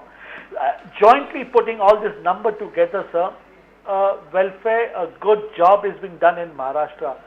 Supriya Sule cannot digest the fact she is good at what she is doing and she is doing what a woman should do normally, and she is misguiding her own brother, not even realizing that the loss of crores and crores of people will suffer if the ruling party does, from whatever constituency, is not represented when they are in the government, sir. Supriya has said what she had to say. Ajit Dada is very, very senior. He is really very seasoned in politics. He's made the right choice. He's made the right decision. On the same platform and in the same breath, I would request... Darwala Sahab, Ji, sir. there is speculation to the effect, and that too coming from BJP sources and BJP leaders. There have been BJP spokespersons right here on this show. इस show के दौरान Bharatiya Janata party के बहुत प्रवक्ताओं ने, बहुत नेताओं ने भी ये कहा है, first I'll say this in Hindi, then I'll say it again in English, कि जब भी शरद पवार जी विपक्ष में होते हैं तो ऐसी एजिटेशन शुरू हो जाती है महाराष्ट्र में, हर जगह पे किसी ना किसी चीज को लेकर के एजिटेशन शुरू हो जाती है. So what do you have to say about that? Is that true? Whenever Mr. Pawar is in the opposition, Maharashtra, there are protests all over the place. Sir, I would like to recommend one thing over here. Like, you know, I am very particular when it is Honorable Sharad Pawar sir, Honorable Uddhav Thackeray sir. They are the mass leader. I have got immense respect for them. This may be the sentiment of the particular pravakta or the spokesperson who said. I say this subject has always been there. you just go into the depth. The subject has always been there. It is only the timing when it has been raked up. So it happened that if Sharad Pawar ji or certain people are in opposition, this has been raked up. But now I will tell you, forget the timing, forget what Devendra Fadnavis sir, Narendra Modi ji and Amit Shah sir will once and for all. I am grateful if this thing has come up, it has raked up, and maybe before election, I am grateful it has come up. Now we will come with a logical solution to this, and this will be streamed out and it will be rolled is out there a once and battle? forever. Is there an internal battle going on right now? Because Ajit Dada Pawar is completely silent on this. Is there an internal battle going on, which is not in the public domain, obviously, between Mr. Eknath Shinde and Mr. Devendra Fadnavis? Is there a tussle going on, sir? No, sir. Last week, if you will be, if you are aware, it was Honorable Chief Minister, sir, and Honorable Deputy CM, sir. They both went to Delhi together, and they got the Kunbi reservation, sir. To set the record right, it was these two people who stayed in Delhi, who were campaigning for last 2 days, and they got justice for the Kunbi and that 11,500 certificates that were issued, the authenticity and all that. They are seriously and with sachi imandari, they are working, and they honestly want to get a solution to this Maratha reservation fiasco that is going on in Maharashtra. Rajiv sir, Pradeep sir, we are a committed government, and we do not believe in this dirty politics, a short-time solution to any problem. I agree. So, Pradeep, what happened to Mr. Jarange Patil? Has he called off his fast? Is he still on fast? What's going on? Because I could see a lot of judges, I could see Mr. Uday Samant, I could see Mr. Bachchu Kadu, I could see a lot of other ministers surrounding him right now. Will somebody tell me, please, if Mr. Jarange Patil has called off his fast? I'm not so sure. Darwala sir. No, sir. I know that today it was decided in the all-party meeting that a high-power committee will go to Mr. Jarange Patil and say this issue is not as simple as he feels. But I can assure you, my Shishtamandal, the high-power committee, he's ended his must fast. have. Oh, that's congratulations. Mr. Jarange Patil has congratulations. broken his fast. Isn't that lovely? Fantastic. Wow, that is great. That is really great. I mean, because this was becoming terrible. I mean, if something had happened to him, you know, it would have been. Jarange Patil, I have immense respect for him. He's definitely not he's not a puppet to be played by anybody's hand. He is honestly working for the community. He's given a new deadline, though. His integrity, I respect his integrity, sir. He's given a new deadline. He's given a deadline now till January the 2nd. Very good, sir. I really am grateful to him, sir. Yes. No, it's we'll go back to the center. Rahul Gandhi's campaign is, I am not Prime Minister Narendra Modi, and I keep my promises. I keep my promises. That's what he says. मैं नरेंद्र मोदी नहीं हूँ और मैं अपने वादा निभाता हूँ और मैंने जो 5 राज्यों में वचन दिया है, 5 वचन, 6 वचन, 11 वचन, 7 वचन, in all the 5 states, that will be fulfilled. And that's the slogan, I am not Narendra Modi. Now, how do you see that, Daruwala sahab? Now, Narendra Modi doesn't keep his promises, that's what he's telling the people. Sir, that is very good that Rahul Gandhi sir says this, because as I told you, he is the best campaigner for BJP, better than anyone, all of us put together. He has been campaigning for BJP, to be very honest. Whatever promises he's given, I hope he keeps it, because whatever promises BJP and Congress and AAP has given has taken the state into darkness, into backwardness and into doldrums. The Banana Republic representatives are Rahul Gandhi and Arvind KEJRIWAL ji. I hope they give promises and they prove in this time, in 1 year, 2 years time. I am giving my party, Narendra Modi ji's vision, Amit Shah ji's vision, the Vichardhara that we have, I give 15 years. We are going to take this country to another level, another height of prosperity. And I'm giving this party, we are not there in the south, I agree, language is a barrier.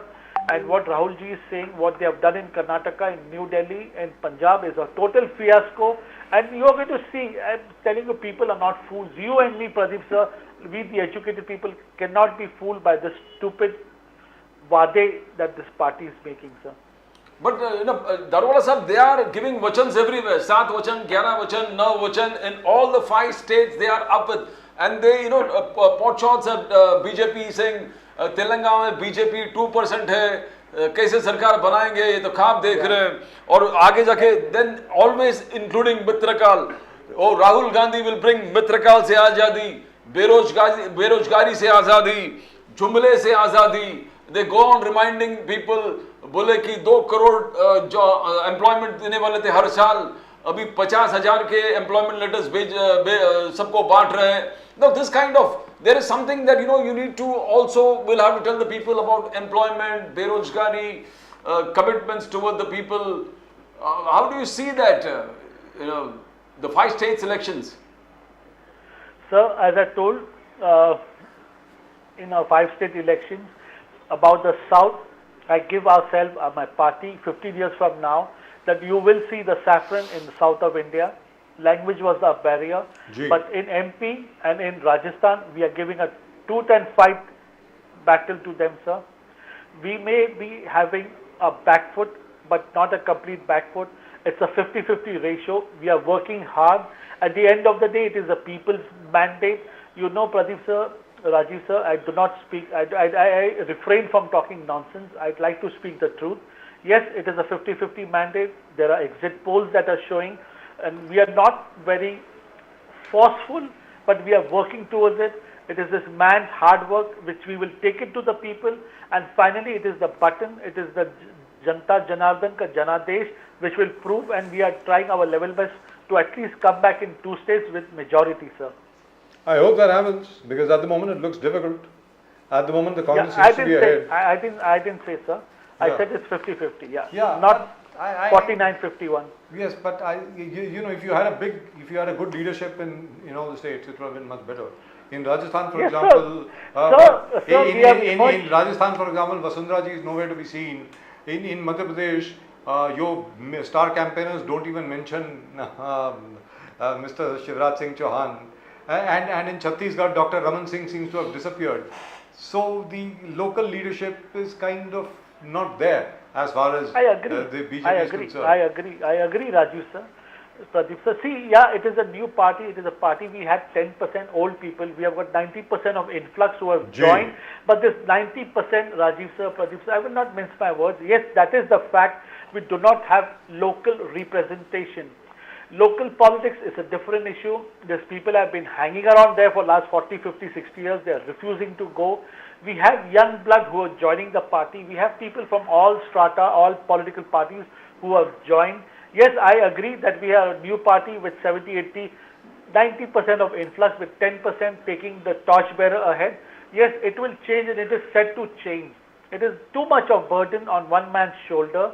It is a double-engine Sarkar in Delhi where Amit Shah ji and Narendra Modi ji are the torchbearers. They are taking it, but the decision-making and the trickling down will show in the results. We are being very optimistic. We should not. I think you do very well in the Lok Sabha. On that, there is no doubt. No doubt. I said about local politics. As far as the state is concerned, let's see how it goes. But in any event, one very good news that Mr. Jharange Patil has broken his fast. He has also appealed to everybody to stop all agitations. He has said violence. He has also said that the chain fast will continue, where people will sit for say 4 hours or 6 hours, or those will continue till January the 2nd.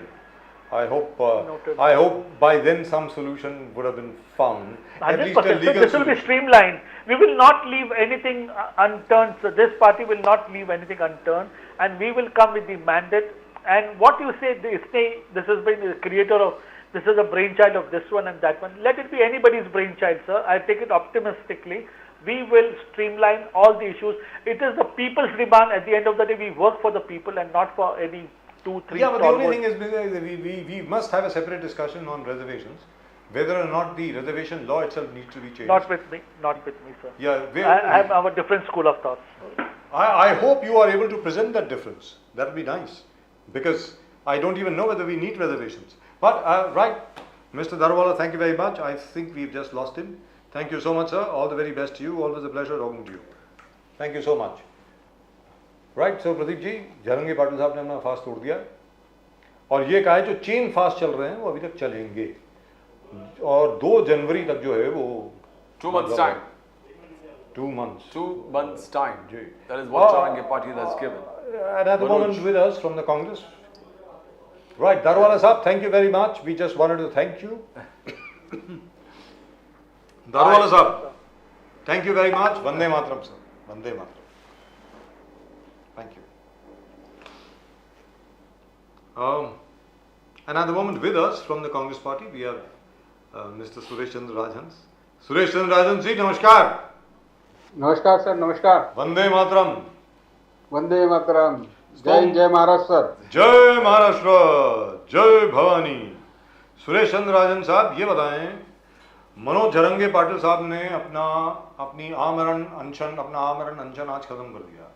सरकारी delegation उनको मिलने गया, 1-2 जज भी थे उसमें, उदय सामंत साहब भी थे, दिख रहे थे, अपने क्या नाम है, बच्चू खड़ू साहब भी थे शायद. Yes, 1-2 और लोग भी थे. Yes. लेकिन उन्होंने कहा है कि भाई 2 जनवरी तक की डेडलाइन है आपके पास, अगर आप तब तक कुछ नहीं करते तो फिर कुछ और होगा. लेकिन ये तो सिर्फ मराठा आरक्षण को लेकर के है, और बाकी सब लोग जो सड़क पे हैं उनका क्या होगा, वो तो चल रहा है. जो धांगड़ एजिटेशन है वो भी चल रही है, माली एजिटेशन है वो भी चल रही है, मराठा कोली एजिटेशन है वो भी चल रही है. सुरेश चंद्र राजन साहब बताएं.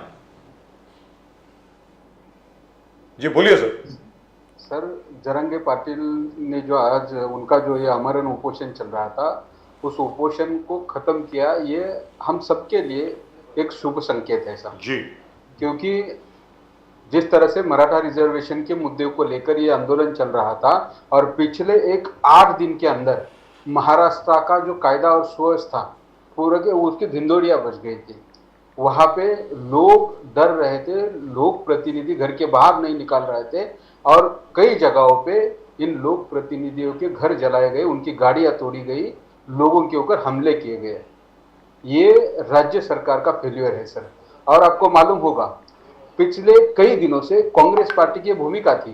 कांग्रेस के हमारे जो महाराष्ट्र के प्रेसिडेंट नाना पटोले हो, हमारे अपोजिशन लीडर विजय वडेट्टीवार जी हो, ये बार बार कहते थे कि आप सभी पार्टियों का एक कॉमन मीटिंग ले लो, उसमें सबकी राय ले लो, सबके साथ एक मिनिमम एक कॉमन प्रोग्राम बनाओ, और उस आधार के ऊपर आप ये मराठा रिजर्वेशन जितना जल्द से जल्द दे सकते हैं उसके ऊपर सोल्यूशन निकालो.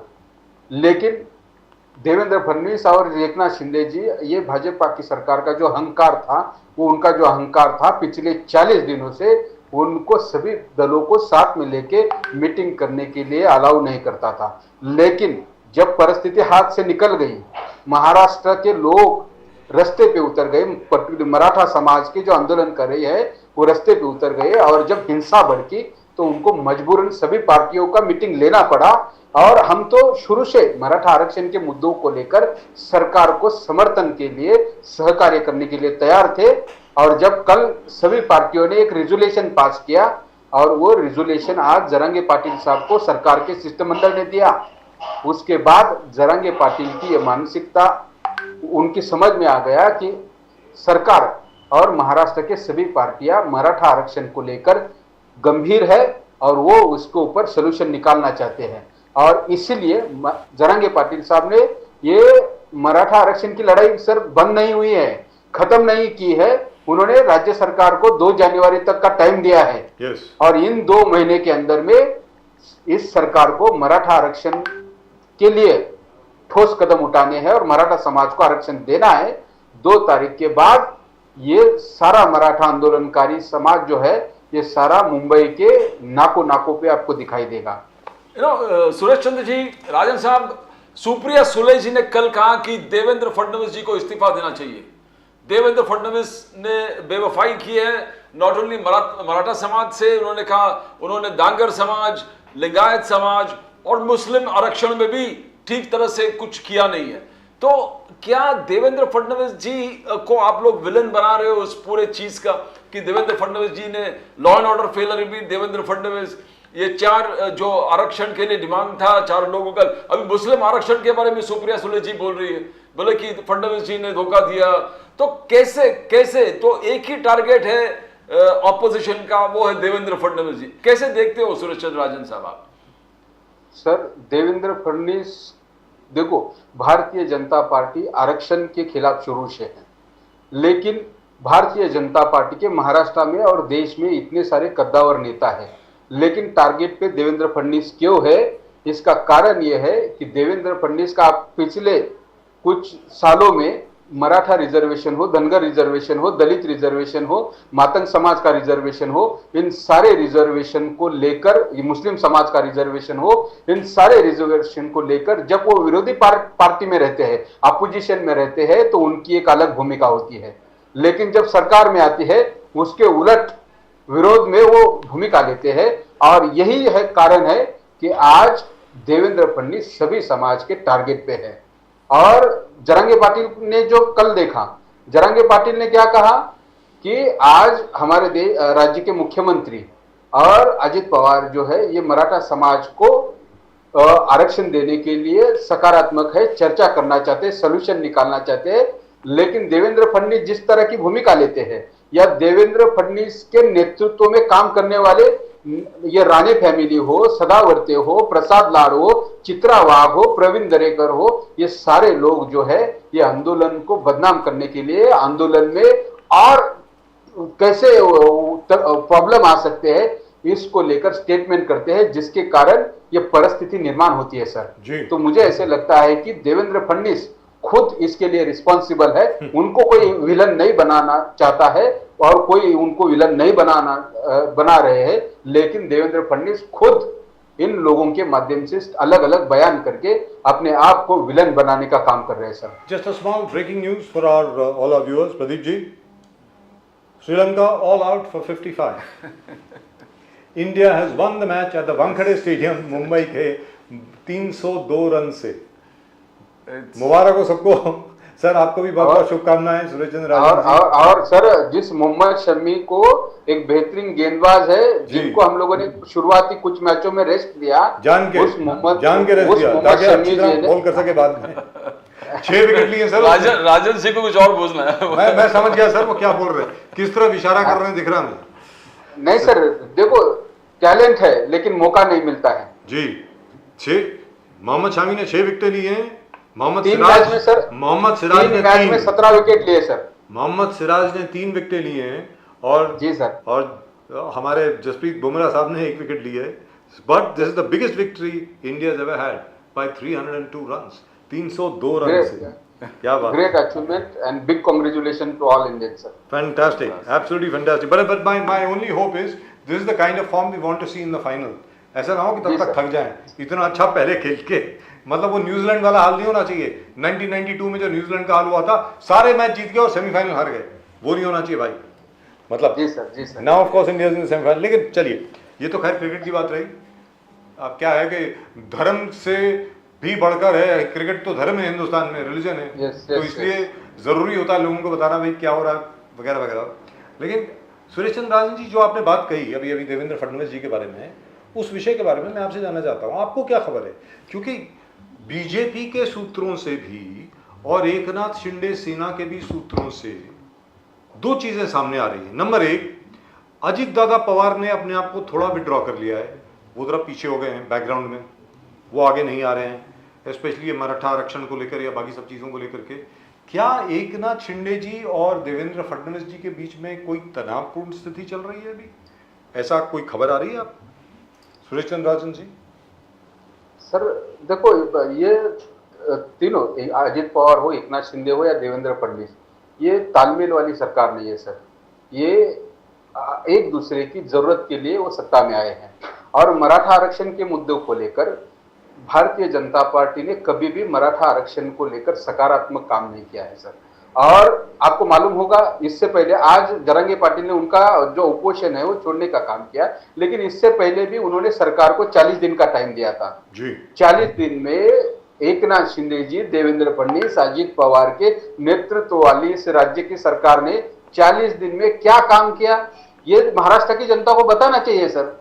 अगर उनको ये बैकवर्ड कमीशन के माध्यम से स्टडी करना था तो 40 दिन के अंदर ये कभी भी इस तरह के इस आयोग के माध्यम से ये स्टडी करने का काम कर सकते थे, लेकिन उन्होंने नहीं किया है। और जब 40वां दिन था, उनको अभी लगा कि ये ज्यादा हो गया, ये सिचुएशन हद से निकल रही थी, उस वक्त एकनाथ शिंदे और देवेंद्र फडणवीस दिल्ली का दौरा करते हैं वहां पे वरिष्ठ नेताओं के साथ चर्चा करते हैं और फिर यहाँ पे आते हैं। लेकिन सर आपको एक बात बताता हूं, मराठा आरक्षण का मुद्दा हो या किसी भी समाज को अगर अलग से रिजर्वेशन देना है तो जब तक केंद्र सरकार ये 50% रिजर्वेशन का कैप निकालती नहीं है, उसकी जो मर्यादा है उसको खत्म करके उसको बढ़ाती नहीं है, तब तक आप टिकने वाला किसी भी समाज को एडिशनल आरक्षण नहीं दे सकते सर।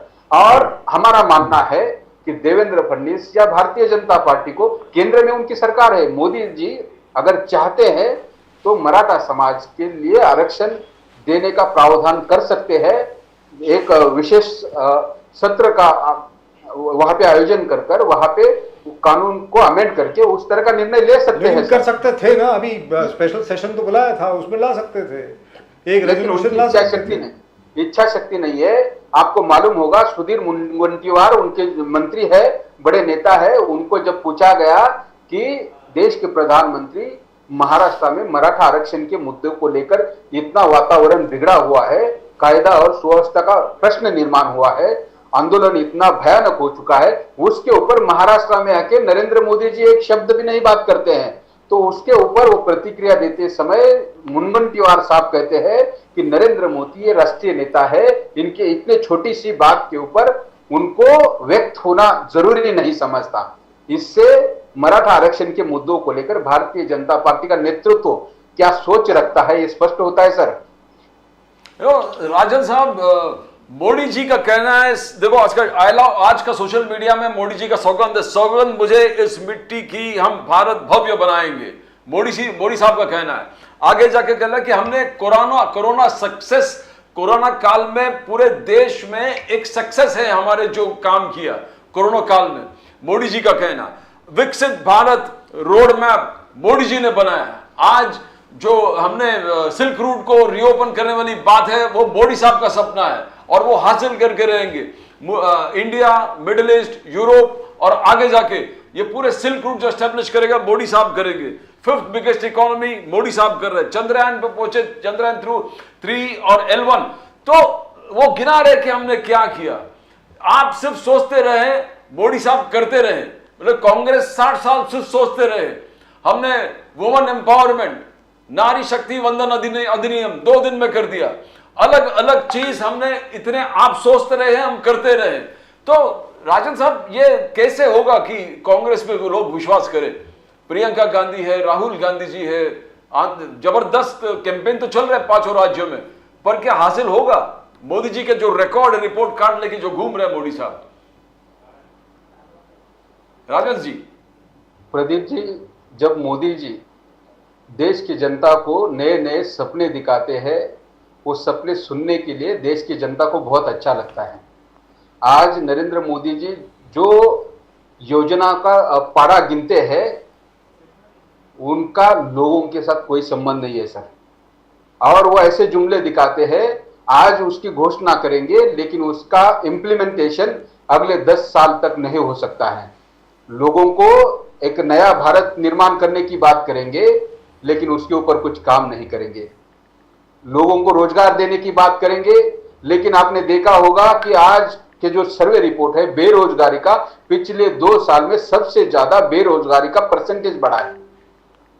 इसके ऊपर नरेंद्र मोदी जी को देश की जनता सवाल पूछ रही है। और ये सारे अभी इन 5 राज्यों में जहां जहां इलेक्शन का कैंपेनिंग हो रहा है, सब जगह पे नरेंद्र मोदी जी वहां जाते हैं, अपनी इस योजना का पाड़ा गिनाने का काम करते हैं, लेकिन लोग उनके लिए उन्होंने इस राज्य में क्या काम किया, इस अलग अलग जिला में क्या काम किया, तालुका में काम क्या किया, गांव में क्या काम किया, इसके बारे में सवाल पूछ रहे हैं सर। आपको एक उदाहरण देता हूं सर। महाराष्ट्र में भारतीय जनता पार्टी का एक प्रोग्राम चल रहा है, वहां पे उनके स्टेट के जो प्रेसिडेंट है चंद्रशेखर बावनकुळे लोगों के बीच में जाते हैं और उनको पूछते हैं कि भाई आपको अगला प्रधानमंत्री को, हम इस देश का प्रधानमंत्री देखना चाहते हैं। तो बीजेपी के सभा में हो रहा है। हाँ, बीजेपी के सारे सभा में होता है और उन सभा में बीजेपी के, और सबसे आश्चर्य की बात क्या है प्रदीप जी, उसमें क्या होता है कि भारतीय जनता पार्टी के प्रचार सभा में और अलग अलग सभाओं में प्रोग्राम में उनके जो लोग होते हैं, उनके जो सपोर्टर होते हैं, जो भारतीय जनता पार्टी का दुपट्टा पहन के बैठते हैं, उनको पूछते हैं और उनको ऐसा लगता है कि ये हमारे लोग हैं, कि ये मोदी का ही नाम लेंगे, लेकिन वहां पे सब उल्टा हो रहा है सर। जैसे गड़बड़ हो पहले रही राहुल है। गांधी के साथ होता था, जैसे हाँ, 2013 तो- 2014 में राहुल गांधी के साथ होता था, अब नरेंद्र मोदी जी के साथ हो रहा है। ये चौंकाने वाली बात है। और इससे ना सर, ये लोगों का जो सुर है ना, वो बदल की तरफ चल रहा है। बदलाव ये की ऐसा तरफ चल बदलाव रहा है। कैसे आ गया? आपका विश्लेषण क्या है? आपने चलिए इंसिडेंट तो बताया, एक मिनट, आपने बात तो बताई, लेकिन ऐसा क्यों हो रहा है? सर पिछले 9 साल में जिस उम्मीद के साथ इस देश की जनता ने भारतीय जनता पार्टी की सरकार को सत्ता में लाया था जी, लोगों को इन्होंने बड़े बड़े सपने दिखाए थे जी, लोग काफी उम्मीद के साथ मोदी जी की ओर देख रहे थे। लेकिन आपने पिछले 9 साल में अगर मोदी सरकार का कार्यकाल देखा होगा तो उसमें कई सारे, जो पब्लिक सेक्टर हो, प्राइवेट सेक्टर हो, ये छोटे छोटे व्यापारी हो, युवा हो, महिला हो, इन सबको डिस्ट्रॉय करने का काम मोदी जी ने किया है। और छोटे छोटे व्यापारी, कोरोना काल में आपने देखा होगा, छोटे छोटे व्यापारी पूरी तरह से टूट गए। उन व्यापारियों को जो सबसे बड़ा रोजगार निर्मित करने का काम करता है, स्मॉल स्केल इंडस्ट्री हो, ये इंडस्ट्री को उनको रिहाब करने के लिए या उनको सपोर्ट करने के लिए कोई योजना नहीं थी उनकी सर। वो बिल्कुल उसी तरह से वो सारे सेक्टर में मोदी जी फेल हो गए थे। और उसका जो फेल्यूर है, मोदी सरकार की जो नाकामी है, उस नाकामी को लेकर हमारे नेता राहुल गांधी जी हो या कांग्रेस पार्टी का जो वरिष्ठ नेतृत्व प्रियंका गांधी हो, मल्लिकार्जुन खड़गे जी हो, सोनिया गांधी हो, या स्टेट की जो हमारी हाईएस्ट लीडरशिप होती है, उन्होंने उसके ऊपर प्रहार करने का काम किया। लोगों के बीच में गए, बार बार उनके ऊपर हमला करते गए और लोगों को इन सारी विफलताओं के बारे में अवगत किया। तभी जाके लोगों को ये रियलाइज हुआ कि सचमुच मोदी जी ने हमें बड़े बड़े सपने दिखाए थे, लेकिन उसके ऊपर मोदी सरकार खरी नहीं उतरी है। लेकिन अभी भी तेलंगाना से फुटेज आई है साहब, प्रियंका गांधी जी की मीटिंग की, बड़ी जबरदस्त फुटेज, बहुत जबरदस्त, अमेजिंग, क्या इम्पैक्ट है साहब, मजा आ गया। सर तेलंगाना हो, मध्य प्रदेश हो, राजस्थान हो, छत्तीसगढ़ हो, यहाँ पे सर ना प्रियंका गांधी जी हो, राहुल गांधी जी हो या खड़गे साहब के जितने भी प्रचार सभा हो रहे हैं ना, आप देखोगे तो ना मतलब हैरान हो रहे हैं लोग कि इतना बड़ा जन सैलाब वहां पे आता है और कांग्रेस को सपोर्ट करता है। और यही कारण है कि वो लोग डर रहे हैं। और आपने सर और एक मार्क किया होगा, इन 5 राज्यों में भारतीय जनता पार्टी की स्टेट की जो लीडरशिप है ना सर, वो कहीं दिखाई नहीं दे रही है और नहीं दिखा रही है। और क्योंकि लोग उन लीडरशिप को ठुकरा गए हैं सर, लोगों ने उन लीडरशिप को लेकर ना ठुकरा दिया, उनको नकारा है। इसलिए उनके हाईएस्ट लीडरशिप जो है देश की, मोदी जी हो, उनके राष्ट्रीय नेताओं को वहां पे बुलाया जाता है। जैसे महाराष्ट्र से देवेंद्र फडणवीस उधर जाके एकता और सांप्रदायिक सद्भावना की बात करते हैं और यहाँ पे महाराष्ट्र जल रहा है। मराठा रिजर्वेशन का उधर बोलते हैं हम ओबीसी को रिजर्वेशन देंगे, वहां के लोकल अलग अलग कम्युनिटी को रिजर्वेशन देने की देवेंद्र फडणवीस जी बात करते हैं, लेकिन मराठाओं को, ओबीसीओ को यहाँ पे जो जल रहा है उसके ऊपर कुछ बात नहीं करते हैं। तो ऐसा ही हाल इनका सभी राज्यों में है सर। पर मोदी साहब का कहना है, देखो अभी 10 साल में कांग्रेस सरकार नहीं है सेंटर में, उससे 60 साल तक आप लूटते रहे, कांग्रेस लूटते रहे। मगर ये 10 साल में मोदी साहब जब से है, आपका लूट काल समाप्त हो गया, आपका तिजोरी, कांग्रेस का तिजोरी खत्म हो गया, मोदी साहब का कहना है।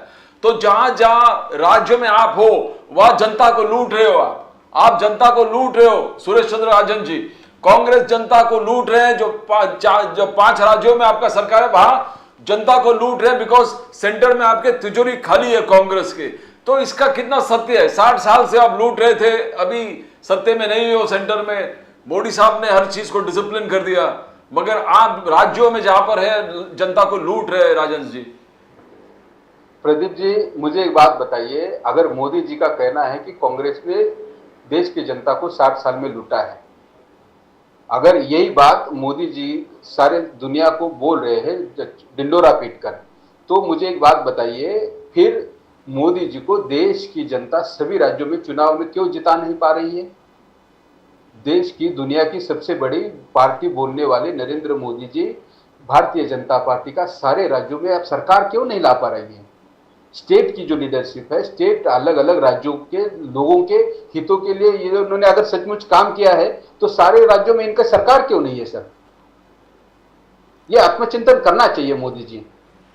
मोदी जी और भारतीय जनता पार्टी। इसलिए मुझे ऐसा लगता है प्रदीप जी, इन्होंने कांग्रेस को जितना बदनाम करना था वो कर लिया, लेकिन लोग कांग्रेस पार्टी की विचारधारा, कांग्रेस पार्टी का काम करने का तरीका और नरेंद्र मोदी जी का कार्यशैली को लेकर उन्होंने आत्मचिंतन किया है और लोगों को बहुत बड़ा पश्चाताप हो रहा है। लोग उन्होंने जो गलती 2 बार की उसको तीसरी बार दोहराना नहीं चाहते हैं, इसलिए हर राज्य में भारतीय जनता पार्टी को पराजित कर रहे हैं सर। लेकिन सुरेश चंद्र राजन जी, अब तो क्या है कि राजस्थान में तो मतलब क्या है, अशोक गहलोत साहब के सुपुत्र को भी नोटिस चला गया, राजस्थान पीसीसी के जो प्रेसिडेंट हैं उनको भी समन्स चला गया। तो ऐसा तो नहीं कि चुनाव के पहले जितने भी नेता हैं सबको जेल में डाल देंगे? पूछ रहा हूँ सर आपसे। सर ये तो जेल चला क्या?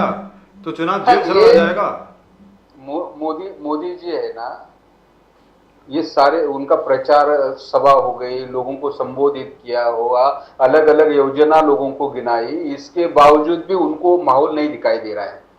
तो जब सारे कोशिश करने के बाद भी जनता उनको सपोर्ट में नहीं आ रही है, तब जाके ये उनका जो फाइनल हथियार है, ईडी, सीआईडी, सीबीआई, अलग अलग केंद्रीय तपास यंत्रणा का अपोजिशन के ऊपर हमला करना, उसका दुरुपयोग करना, इसके ऊपर लगे हुए हैं। आपने कल राजस्थान में देखा होगा, जयपुर में ईडी के कुछ अधिकारी 15 लाख रुपए की लांच लेते हुए पकड़े गए।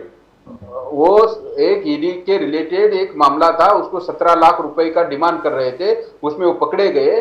और इसके लिए कांग्रेस पार्टी ने तो एक कैंपेन शुरू होने के पहले ही कहा था कि मोदी सरकार ये केंद्रीय तपास यंत्रणा या सरकारी कर्मचारी हो, अधिकारी हो, उसका कैंपेनिंग के दौरान गलत इस्तेमाल कर रहे हैं। तो कांग्रेस ने कल भी अशोक गहलोत जी का अपन स्टेटमेंट देखा होगा, उन्होंने कहा है कि ये सारे जो ऑफिसर रेड डालते हैं, इनकी जो गाड़ियां जाती है उनकी गाड़ियों की भी जांच होनी चाहिए, गाड़ियों की भी तपास होना चाहिए, और उनमें गाड़ियों में क्या लेके जा रहे हैं, या कहीं ऐसे लोगों को एक शंका है कि ये सारे अधिकारी भारतीय जनता पार्टी का स्टार प्रचारक बनके चुनाव ना कर रहे हो। जी, तो अगर मान लीजिए ऐसा हो जाता है तो कांग्रेस पार्टी क्या करेगी सर? सर देखो, कांग्रेस पार्टी इस देश के संविधान और जो लोकशाही ने हमें जो अधिकार दिया है, आंदोलन करना, रास्ते पे उतरना, लोगों के बीच में जाके आवाज उठाना, ये हम लोग लगातार कर रहे हैं। हमारे नेता राहुल गांधी जी ने इसी माध्यम से आज देश का पूरा माहौल बदलने का काम किया है और लोग भर भर के सपोर्ट दे रहे हैं। और उनको एक अच्छा इंसान और झूठा इंसान कौन है, इस दोनों के बीच का जो अंतर है या जो फर्क है वो सामने नजर आया सर। लेकिन मोदी साहब का ये कहना है कि मैं देश में दूसरी क्रांति लेकर के आ रहा हूं, जो बाकी काला धन बचा है, जो लोगों की बाकी काली करतूतें हैं, जो एक पैरेलल अलग से अर्थव्यवस्था चल रही है, उसको खत्म करना मेरा वचन है, ऐसा मोदी साहब कहते हैं। जो मोदी साहब का तो सर एक ही कमिटमेंट है, देश के लोगों का भला कर पाए या ना कर पाए, लेकिन अदानी और उनके जो भांडवलदार मित्र है और 2-4 उन लोगों का कल्याण होना चाहिए। इसके लिए सरकार की जितनी भी पॉलिसीज बनती है, कोल ये इंपोर्ट एक्सपोर्ट का हो, बंदर का हो, एयरपोर्ट का हो, LIC का हो, जितने भी सेक्टर जो प्रॉफिट में थे सरकार के, उनको प्राइवेट सेक्टर में देना, इनको एकमात्र ऐसे आदमी को पूरे देश को बेचने का, खरीदने का लाइसेंस देना, इससे आपको एक बात स्पष्ट होती है कि मोदी जी ये सारी चीजें नहीं करेंगे। अपने मित्रों को बड़ा बनाने का और अदानी का जितना भला हो सकता है उसके ऊपर काम करेंगे सर। राजन जी, आप कोयले में आप मोदी जी को दोष दे रहे हैं, मगर मोदी जी आज ही भाषण में बोले कि कांग्रेस का करप्शन, कांग्रेस जो करप्शन कर रहा है सिर्फ स्टेट इफेक्ट नहीं हो रहा है, बोले हर परिवार, हर फैमिली का इफेक्ट हो रहा है कांग्रेस के करप्शन से। बोले आपके पास कोयला है बट आपको इलेक्ट्रिसिटी नहीं है, आपको इलेक्ट्रिसिटी नहीं है, इसका कारण कांग्रेस है। कांग्रेस आपका जो है कोयला में दलाली खा रहा है, कांग्रेस दलाली कर रहा है। तो आप अडानी पे आरोप लगा रहे हैं, मोदी साहब खुद कांग्रेस पे आरोप लगा रहे हैं। सुरेश राजन जी, आज ही उन्होंने पूरा स्टेटमेंट दिया कि कांग्रेस इज रिस्पॉन्सिबल। आप स्टेट को ही नहीं बर्बाद कर रहे हो, बट हर फैमिली स्टेट का उसको बर्बाद कर रहे हो करप्शन की वजह से, और खासकर कोयले में। तो ये नया क्या चीज है सुरेश चंद्र राजन जी?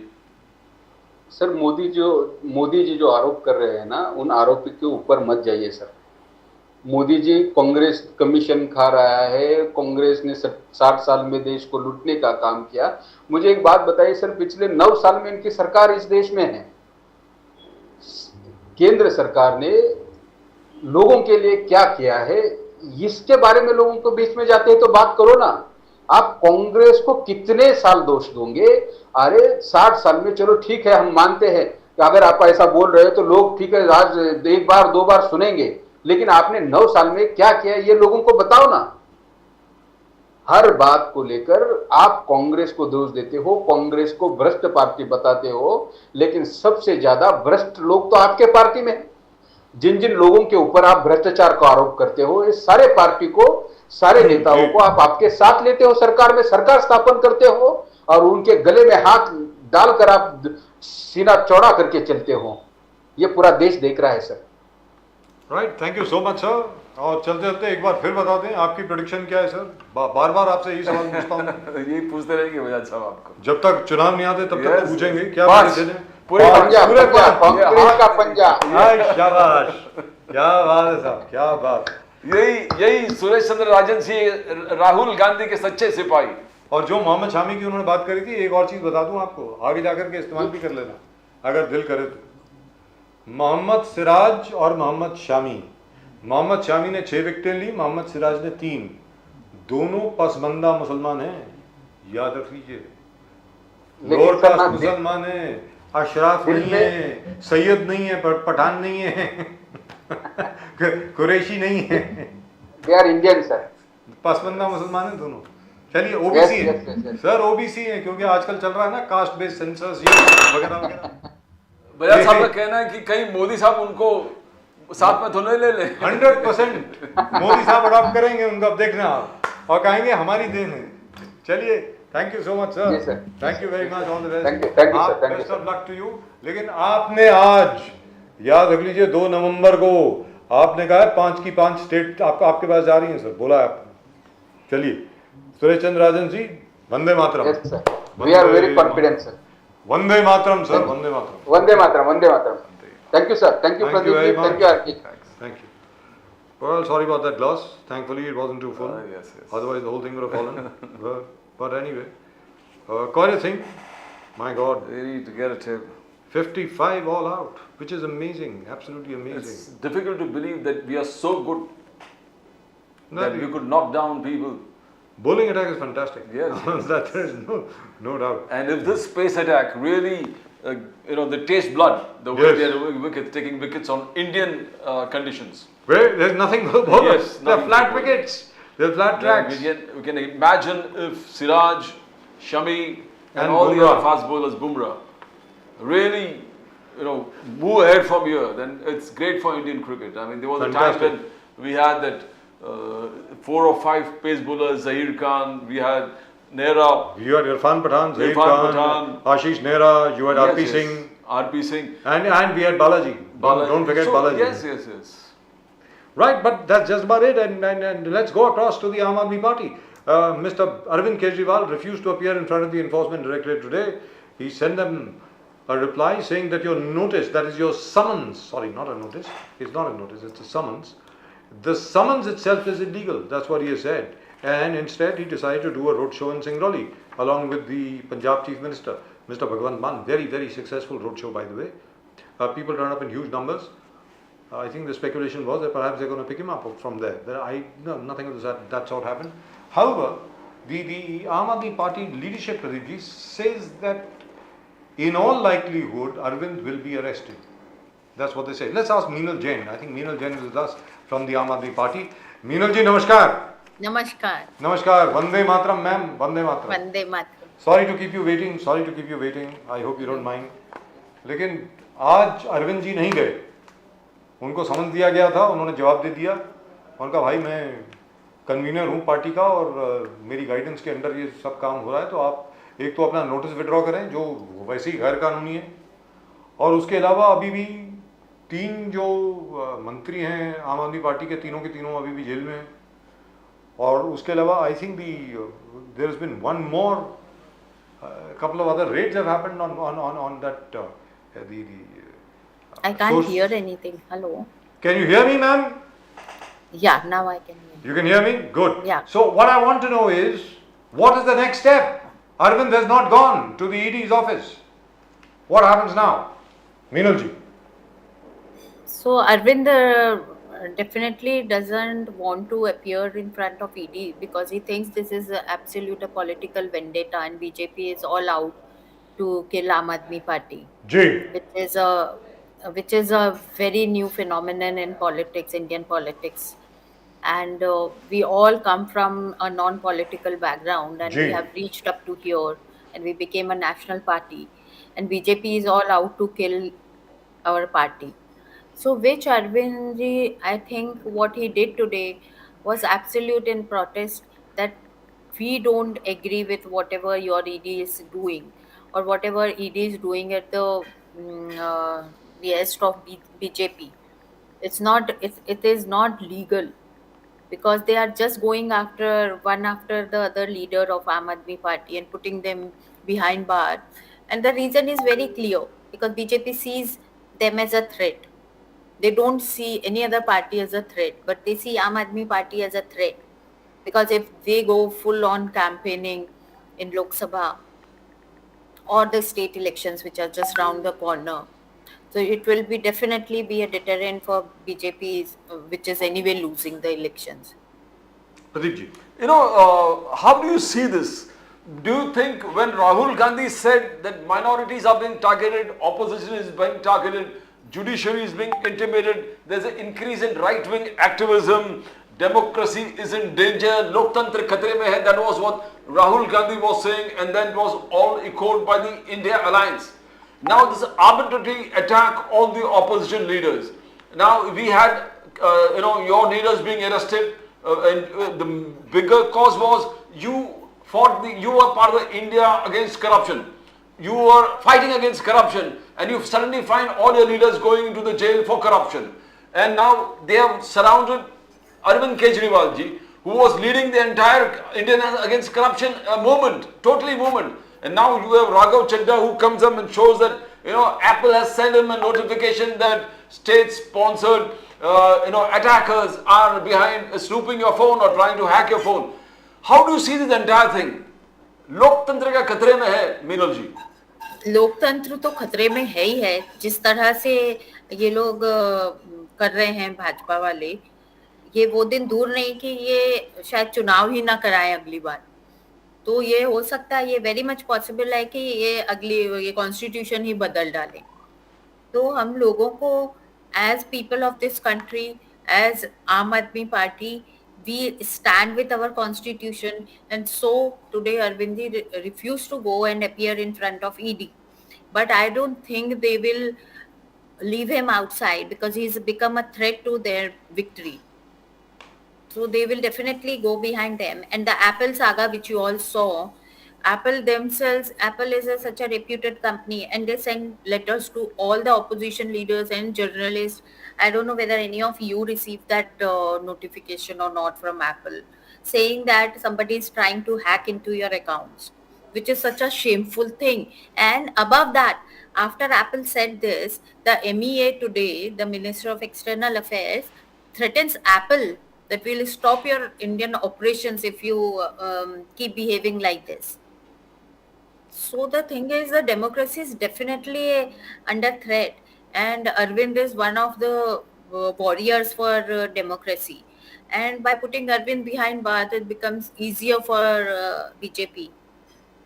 So I think Aam Aadmi Party must be having a plan in case the most unwanted thing or things that should not be happening happens. If at all the government, the agencies of the government goes and arrests Arvind KEJRIWAL ji. Now you need to have plan B in place because you're fighting most of the elections in states also. In states also you are doing. It should not be that Arvind KEJRIWAL gone, the party collapses. Now how are the Karyakartas, how are the youth leaders, how are the state leaders, how are the district leaders? Have you all got together and planned for the inevitable in case it happens? Yeah, we are very much in everything what is happening in Delhi. We are observing it very keenly and carefully. And the moment Arvind ji is behind bars, it's not that, if it's not about, this fight is not only about Arvind, it's about that thought process that जो बोलते हैं ना कि अरविंद खाली party नहीं है, the whole party is now Arvind Kejriwal. There are thousands of Arvind Kejriwals which have become like him and which can act like him. So he has prepared a lot of people who can take care of the party when he is not present. God forbid it happens, but we are very much prepared to handle everything when he is not there. No, fantastic. I mean, where any kind of things, where environment is concerned, we saw that Arvind Kejriwal acted the best. You control stubble burning. You control farm fires by 50%. Punjab is the greatest example. Delhi is also one of the greatest example. In short time, you really worked on things. You got all the unwanted, pollutions, that pollutants that was going in the air. You stopped it.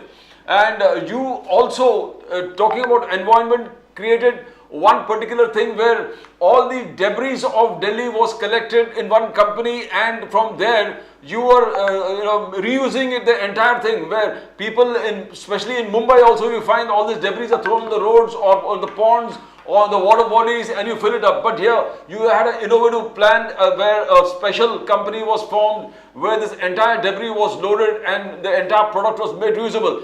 Kejriwal ji has been doing this. It's the only, I think, company in the whole of the country which is doing all these kind of activities. Environment, you're doing great. You're doing a great job controlling drug trafficking in Punjab, where it's a pioneer state, the first among the states really acting by law, also enforcement, also by the administrative process also. You have been doing everything right. But how are you going to move ahead? Because Congress is copying all your plans, copy paste करके पूरे 5 राज्यों में they are really building up like anything. Your Kalyan, Garib Kalyan Yojanas has been copy pasted by the Congress and they are moving ahead like victory for Congress in 5 states. That's the entire message that is going around. So how do you see development? आप बहुत कर रहे हो, but somebody else is taking the credit, Meenal ji. So, see, we cannot stop anybody from copying and pasting. That is like all over the place in any case. But copy paste करने से you can't implement the things. You can declare the thing कि we will build 1,000 schools, but just to build the infrastructure and put that motivation in the teachers to teach the student, to change the whole social fabric of the students who are coming in the school. So that is only possible with that kind of vision which only Arvind ji has. And that, by the way, is footage from Singrauli, where Arvind Kejriwal was today.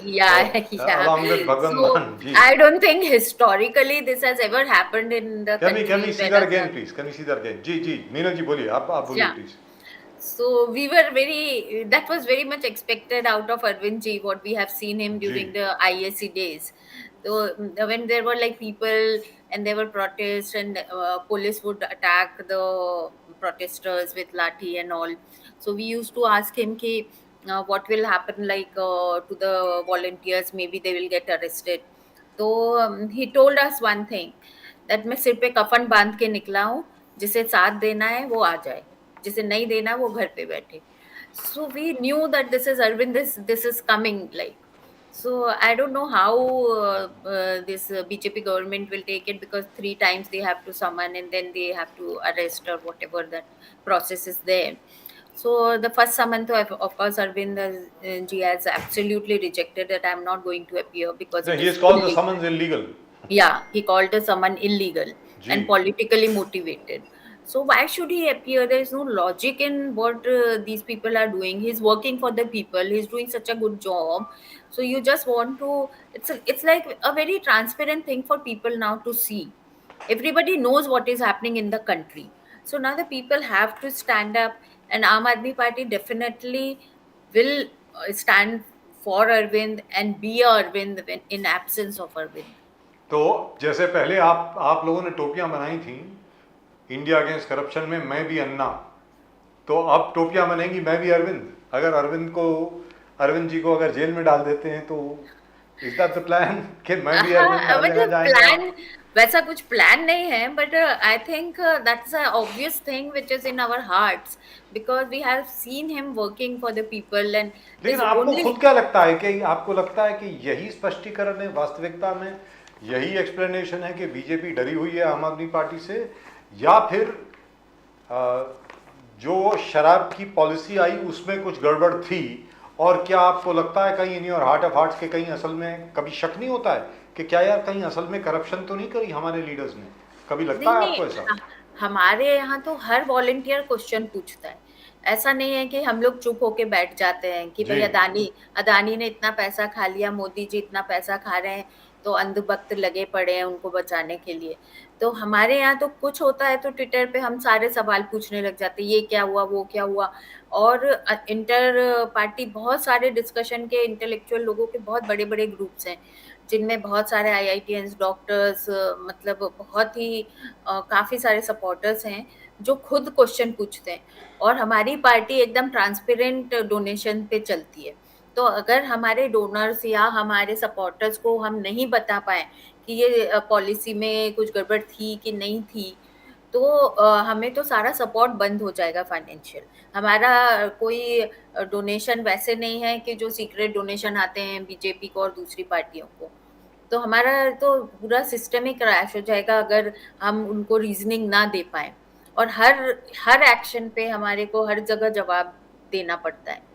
तो अगर ऐसा कुछ होता, और supreme court का भी जो अभी जो आया है मनीष जी के बेल के समय, तो उसमें कहीं भी मतलब मनी ट्रेल नहीं पता इनको, ये नहीं पता पैसा कहाँ से आया, क्या हुआ।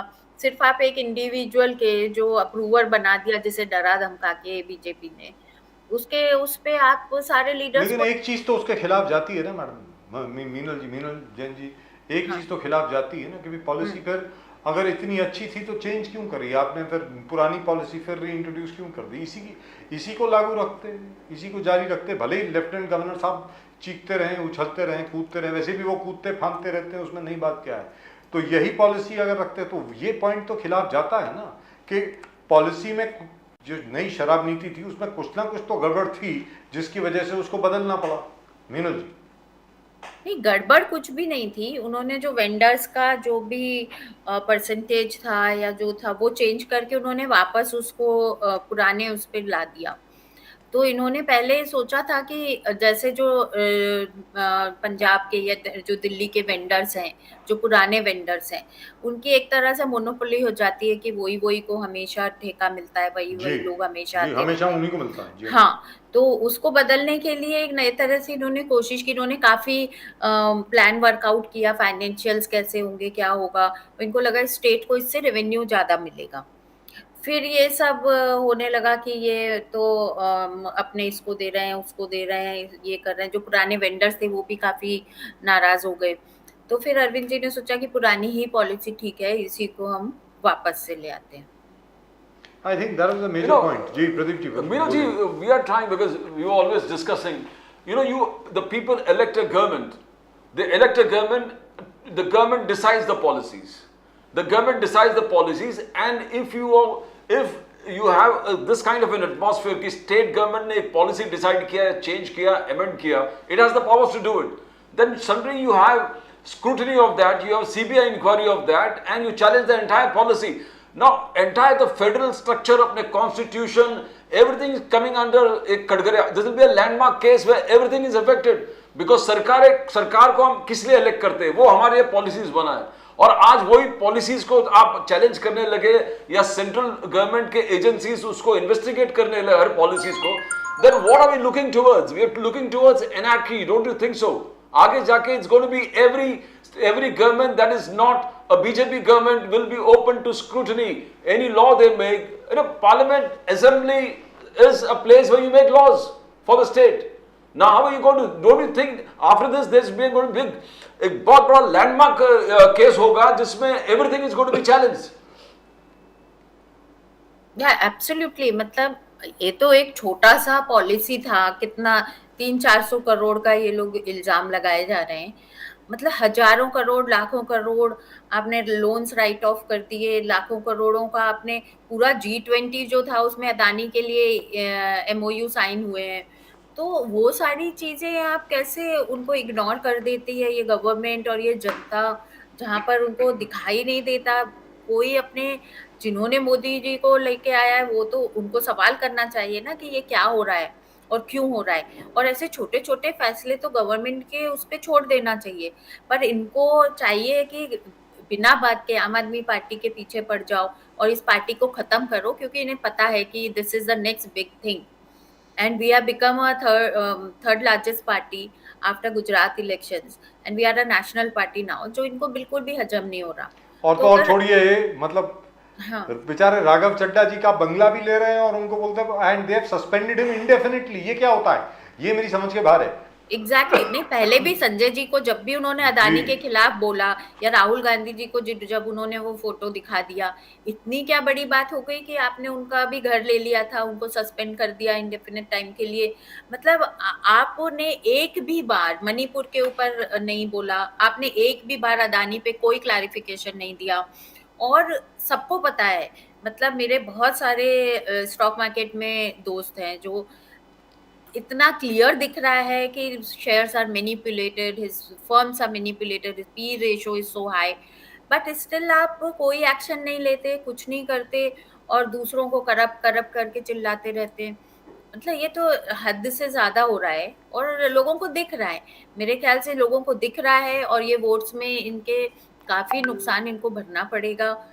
अब देखते हैं मतलब किस तरह से जनता देख पाती है इन चीजों को और किस तरह से इनका पॉपुलैरिटी कम होती है, क्योंकि इनको इतना अच्छा मौका मिला था कि ये पूरे मेजॉरिटी गवर्नमेंट थी इनकी, मेजॉरिटेरियन, और इनके स्टेट्स में भी 17 स्टेट्स में इनकी सरकार थी एक समय, लेकिन इन्होंने कोई भी ऐसा माइलस्टोन अचीव नहीं किया कि आपने हेल्थ पे, एजुकेशन पे या किसी भी तरह का, सिर्फ एक रोड बना रहे जिसमें भी कैग ने बता दिया कि इतना करप्शन हो रहा है। इंफ्रास्ट्रक्चर के नाम पे अनाप शनाप इंफ्रास्ट्रक्चर डेवलप हो रहे हैं। अभी मुंबई में कोस्टल रोड की बिल्कुल जरूरत नहीं थी, एनवायरनमेंट को इतना बड़ा थ्रेट हो गया है, पर बना रहे हैं क्योंकि इन्हें कॉन्ट्रैक्टर्स को पैसा देना है, कमीशन खाना है, इनके लोग बुरी तरह से खाने पीने में लगे हुए हैं। तो अगर इस तरह से आप राजनीति चलाएंगे जिसमें देश की गरीब जनता और उनका कोई ख्याल नहीं रखा जाएगा और सिर्फ नफरत फैलाएंगे, तो ऐसी राजनीति इनको मुबारक हो। हम तो आम आदमी पार्टी के लोग हैं, हम आएंगे तो लोगों के लिए स्वास्थ्य, शिक्षा, बिजली, पानी, हर तरह से उनको अच्छी, जो एक लाइफस्टाइल जो एक बाहर के देश में जाता है तो गरीब आदमी भी अच्छी बसों में सफर कर पाता है, अच्छे स्कूलों में जा पाता है, अच्छे हेल्थ केयर होता है, वैसा हम लोग चाहते हैं कि यहाँ पे हर आदमी को मिले। क्या बात है सर, क्या बात है Pradeep ji. That's fantastic. So, That is the- you're not going to give up, the Aam Aadmi Party is not going to give up. Whatever the BJP tries, even if Kejriwal is arrested, you all will resurrect the Aam Aadmi Party. Meenal ji. इंशाल्लाह हमारी तो क्या बात यही ये है, है क्या बात है। कि कभी ये देश के लिए हमारा मन से काम करने की नियत खत्म ना हो, जी, कहने का क्योंकि मतलब ये हुआ, अरविंद एक विचारधारा है, उसको खत्म करना नामुमकिन है बीजेपी के लिए। कहने का मतलब ये हुआ कि भले जेल में डाल दीजिए, कुछ भी कर लीजिए, आम आदमी पार्टी कहीं जाने वाली नहीं है। यही ना ना रहेगी। ना, सवाल ही नहीं उठता। क्या बात है। नमस्कार, thank you very much ma'am, all the best to you. The country needs people like you. Thank you. Bharat देश को आप जैसे लोगों की बहुत बहुत सख्त आवश्यकता है। नमस्कार और वंदे मातरम। Thank you so much, good night. Well, that's just about it for tonight's show. आज की शो में इतना ही। Do we have any comments that we can I take? got about 4 comments they say. Do we have any comments? We do? All right. आप लोग ज़रा अगर channel को like करते हैं तो ज़रूर लाइक करें, शेयर करें और सब्सक्राइब भी कर लें अगर अच्छा रहेगा, मतलब सबके लिए। और अगर वो बेल आइकन के ऊपर अगर आप प्रेस करेंगे तो जो हमारी नई वीडियोस हैं, पूरे दिन में जो नई नई वीडियोस आती हैं वो सारी की सारी आपको मिल जाएंगी। Please do subscribe to the channel. और लेकिन हमने कमेंट ज़रूर भेजें, कमेंट्स आपके पढ़ने में बहुत मज़ा आता है। देखें प्रदीप जी, हाँ, और इस शो के बाद जरा कहीं जाइएगा नहीं, there is a very wonderful programme that Pradeep ji has done today. Pradeep ji, उसके बारे में जरा बताएं जरा। Yes. There was a huge demolition where Santa Cruz East, Prabhat Colony, just bank opposite Reliance building, that is Santa cruise east, तो वहाँ पर लोग करीबन 60 साल के रह रहे हैं, करीबन 28 or 38 structures, 60 years old, and that has been demolished because the land has been allotted to Reliance Anil Ambani company, and Reliance Anil Ambani company owns that land, was given that land, and now you break these structures. Suddenly कौन सा year का cut off date है, nothing is properly explained to the people. That is what the people claim. And ये दुख भरी चीज़, किसी का घर टूटना after 60 years. I mean, you've seen 3 generations out there, and suddenly you allotted, then before having a proper survey being conducted, people being rehabilitated around the vicinity, और आप ऐसे तोड़ना with the use of force. Now this is something which we say, we met and talked to the people, and the people were explaining their grief कि अभी कहाँ जाएंगे, घर बेघर है, allotment हुआ है, वहाँ पर कहाँ पर there is no proper rehabilitation, food, water, electricity. I mean, this is something the government has to think about before And they have to wake up and give it to a company. That's So right. given 60 years old, I mean, people have been staying there for 60 years. Just as soon as we wind up the show, just after that, you will see this. And this has been the story practically all over Mumbai, and we need to do something about it. Right, let's take a look at the comments. Zara comment दिखाएं. This, I think, is with regard to Mr. Nizamuddin Rain. Good statement from Darbhanga Zila Jamiatul Rain District President. User VL9DN8PX5P. Jamiatul Rain. वो भी राइन है. चलिए. Priyanka Chopra stands in white floral sari at Jio Mami Mumbai Film Festival. The gorgeous Priyanka Chopra. खुद की cousin की शादी में नहीं आई. बू बू. दीपा बिरजे. चलिए. प्रियंका जी परिणीति की शादी में नहीं आई. इनको याद है. Sunny Deol and Abbas Mastan to work together again in an action thriller. Can't wait to watch it. Qasim Ali साहब लिखते हैं. कासिम अली 8084. और कोई है साहब? Is that the final one?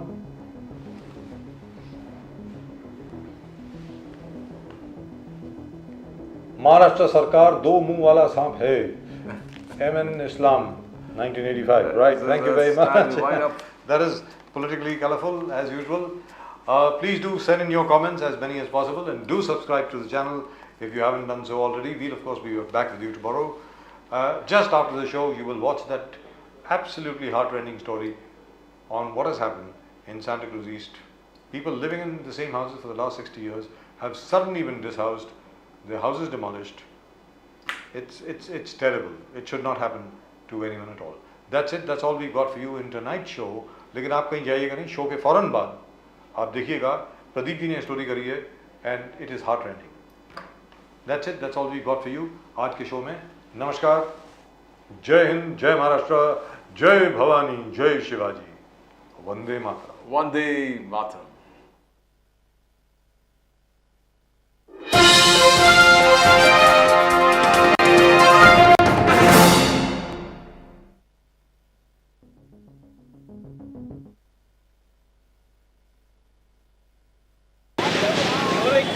I am Pradeep Nambiar from Nation Now. We are in Mumbai.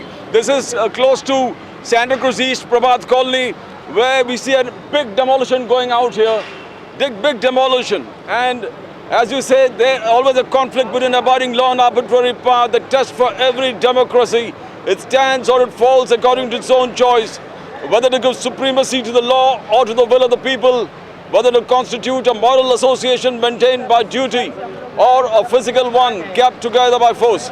ये पूरे जो बस्ती है इसको क्या बोलते थे, क्या नाम से? पंडित आश्रम सीताराम चौल. पंडित आश्रम सीताराम चौल. पंडित आश्रम सीताराम चौल में यहाँ पर डेमोलिशन चल रहा है. हाँ सर. आपका नाम क्या है सर? सभाजीत यादव.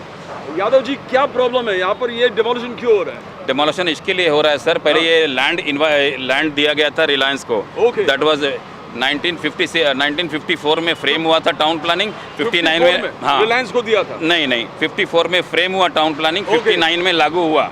तो उस समय पे इनको लैंड दे दिया गया था BSES को। और यहाँ पे जो 102 और 103 जो है 102 103 यस ये दोनों उनको अलॉट कर दिया गया था। लेकिन टाउन प्लानिंग ऑफिसर का या BMC का काम है यहाँ पे आके लोगों जो यहाँ पे रहते थे उनको कहीं और शिफ्ट करके जहाँ पे ये चाली वालों को दिया गया था, बल्कि ये लोग ने नहीं किया। ये पूरी गलती BMC की है और सरासर गलती है। नहीं ये आपने कहा कि कौन से साल में था ये पूरा प्रॉब्लम समस्या शुरू हो गया था? ये समस्या स्टार्ट हुआ सर 69 से। 69 से समस्या चालू है और आज 2024 में जाके तोड़ दिया। तो ये ब्लेम ये BMC डिमोलिशन किस लिए? कोर्ट ऑर्डर है क्या? कोर्ट ऑर्डर है, इसमें दो राय नहीं। कोर्ट ऑर्डर ने क्या एक मिनट कोर्ट ने बोला है सर, इनको बाकायदे जितने भी दुकान वाले हैं 7 दुकान और 21 घर वाले लोग को बाकायदे एज पर पॉलिसी 7 दुकान और 21 घर वाले सबको बाकायदा इनको रिहेबिलिट किया जाए। BMC ने हमारे साथ चीट किया है सर। ये एक वार्ड ऑफिसर यहाँ की महिला हैं, उनको सोचना से हम उनका रिस्पेक्ट करते हैं वार्ड ऑफिसर की। यहाँ पे जो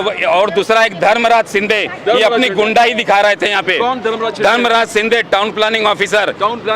हमको 748 का एरिया, एक मिनट को, हमको 748 का एरिया देके 225 पे दिया और हमको रिहेबिलिट किया ऐसी जगह पे जहाँ पे होटल नहीं चलेगी दूसरे माले पे। तो कौन सी जगह पे? वो एकदम कोले करने जहाँ पे चरसी गर्दुल्ले पूरे रहते हैं वहाँ पे सर। किधर कोले कर? ये आराम सोसाइटी के बाजू में वहाँ पे रिया सोसाइटी के पीछे जहाँ पे आदमी खत्म होते हैं, यहाँ की अच्छी जगह लेके वहाँ पे हमें भेजा गया है। और वो स्क्वायर फीट भी 225 के हिसाब से 748 वार्ड ऑफिसर का हियरिंग, शिंदे साहब का जवाब, उसके बाद भी लोग ने 225 दिया। ये इतनी गद्दारी की है BMC वाले ने। ये भी आप लोग भी इसमें इन्वॉल्व है। विश्वकर्मा क्या हो गया? आप कब से हैं इधर? हाँ वही जो उन्होंने बोला 96 जब से है, लोग जबरदस्ती कर रहे हैं। जबरदस्ती आके बोलते हैं साइन करो, जबरदस्ती बोलते हैं साइन करो। तुमको दिया है उधर जगह दिया है तुमको। अरे किधर दिया? ये मेरे पिताजी है, हम 7 साल 57 ईयर्स हो गया मेरा। यस और उसके बाद ये पिताजी को शुक्रवार के दिन आया, बोलता है इसके ऊपर साइन करो। मैं सोया था उधर पे, मेरी तबीयत खराब है, आज भी तबीयत खराब है। उसके बाद उन्होंने जबरदस्ती बोलते साइन करो। 2-4 लोग आए और फोटो निकाल रहे हैं इनका, साइन करते हुए फोटो निकालो। ऐसा इन्होंने बोल करके किया और बोलते हैं हमने बोला हम साइन नहीं करेंगे जब तक हमको जगह नहीं दिखाएंगे, जब तक हमको जगह नहीं दिखाया आज तक। सिर्फ पेपर के ऊपर अनाउंस किया है, सिर्फ पेपर के ऊपर। सीने साहब ने बुलाया। आपको जगह अभी तक नहीं देखो रास्ते में सामान है सब, देखो जरा रास्ते पे सामान है। 65 साल का मैं हो गया, देखो हम लोग फैमिली लेकर के कहाँ जाएंगे? सीधे ने फंसा दिया, सीधे साहब ने फंसाया। मेरे को बोला सीधे ने बोला सब लेडीज को लेके आओ, मैं सब लेडीज को लेके गया है। गलत हम लोग मेरे को कहाँ जाएंगे बच्चों को लेकर? कितना बार हम लोग ने जेरोक्स किया, देखो अभी किधर जाएंगे? कीड़े मकोड़े बनेंगे। अभी देखिए साहब वाइफ है ना हॉस्पिटल में, अभी मेरा वाइफ अभी हॉस्पिटल में गया, उसको बीपी बढ़ गया। मेरा वाइफ क्यों? अभी बीपी बढ़ गया उसको, अभी क्या करेगा? मैं देखो 21 घर सब अपात्र है, 21 ऐसा अपात्र दिखाया है, सब पात्र है, सब पात्र है, अपात्र दिखाया है। सब 5 घर को तुम पास कर रहे हैं, हमारा घर किधर गया? Sir Dharmraj Sindhe main culprit. मुझे एक बता दो कि आपको बोल रहे कि कोले कल्याण जाओ, उसका घर तैयार है आपका? कुछ तैयार नहीं है सर, वहाँ पे दूसरे माले पे दुकान चलेगी सर। कमर्शियल वाले लोग को कुछ दिया ही नहीं सर, कुछ भी ये लोग चीट किया है हमारे साथ। हाँ तो आपका घर है इधर? आपका घर है, ये मेरी मम्मी है। मम्मी? अच्छा आपकी 70 इयर्स ओल्ड। 50 साल से मेरी दुकान है सर, बचपन से यार प्राइम लोकेशन में हम लोग की दुकान है, हमको वैल्यू भी नहीं मिला है, ना दुकान मिला है। 50 साल हो गया। आप ये 50 साल को तुम नापात्र कर सकते हो क्या? धर्मराज शिंदे जी कहाँ पर बैठते हैं? ये Dharmraj Shinde town planning officer BMC में बेसमेंट में है। बीएमसी के बेसमेंट में है, उनको इंचार्ज बना गया यहाँ का तोड़ने के लिए। उन्होंने मेरे साथ चीट किया, पूरी चाली के साथ चीट किया है। चलिए एज पर ये लैंड किसको हैंड ओवर किया अभी? ये रिलायंस को हैंड ओवर करेंगे, यानी अडानी को हैंड ओवर किया? हाँ, नहीं सर, रिलायंस इंफ्रास्ट्रक्चर। रिलायंस तो खरीद लिया ना अडानी? नहीं सर, खाली कस्टमर उन्होंने खरीदा है, अभी भी प्रॉपर्टी उनको बेचा गया है। जो कि ये प्लॉट पे सर एक चीज बोलूंगा, ये प्लॉट पे 102 और 103 पे 210 करोड़ रुपए का कर्जा है आईडीबीआई का, रिलायंस ने लिया है। रिलायंस ने ऑलरेडी पैसा भी ले लिया है और इनको दिया होगा पैसा तोड़ने के लिए सर। यहाँ पे पैसा भी दिया, अब ये समझ में देखो, अभी दो चीज है, मैं क्या आप इसमें जानकारी हो, ये पूरे आप आइए, पूरे जो है अडानी ने रिलायंस को टेक ओवर किया। ओनली कस्टमर आपका कहना ओनली कस्टमर, इंफ्रास्ट्रक्चर नहीं लिया। ये बिल्डिंग जो है, बिल्डिंग यही रिलायंस का है कि रिलायंस का यस बैंक ने ले लिया? अच्छा, जो भी लिया होगा, लीज पे लिया होगा, जो भी लिया होगा, यस बैंक ने टेक ओवर किया। इधर भी कर्जा लिया, रिलायंस का आज भी कर्जा है 102 और 103 प्लॉट पे। 102, 103 प्लॉट। तो आपने कहे शिंदे जी ने क्या किया, ये खाली आपको खाली करके शिंदे जी ने गलत पावर का इस्तेमाल। सर एक मिनट मैं बोलूं, आप आ रहा है सर, आ रहा है? शिंदे ने अपना गलत पावर का इस्तेमाल करके हमें खाली किया है।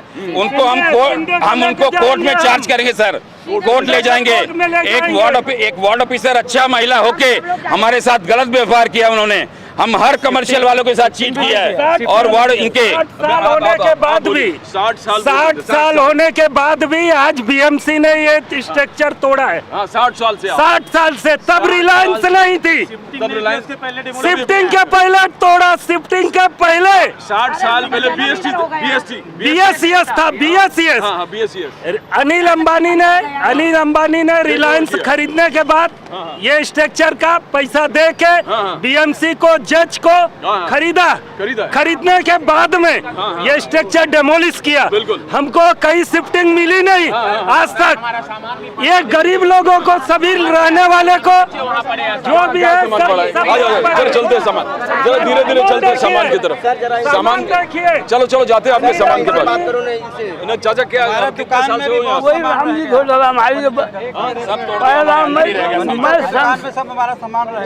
आप कितने साल से हो चाचा? कितना उम्र है आपका? 55 से हैं इधर। 55 से आप? 55 से 94 एज है। 55 से है।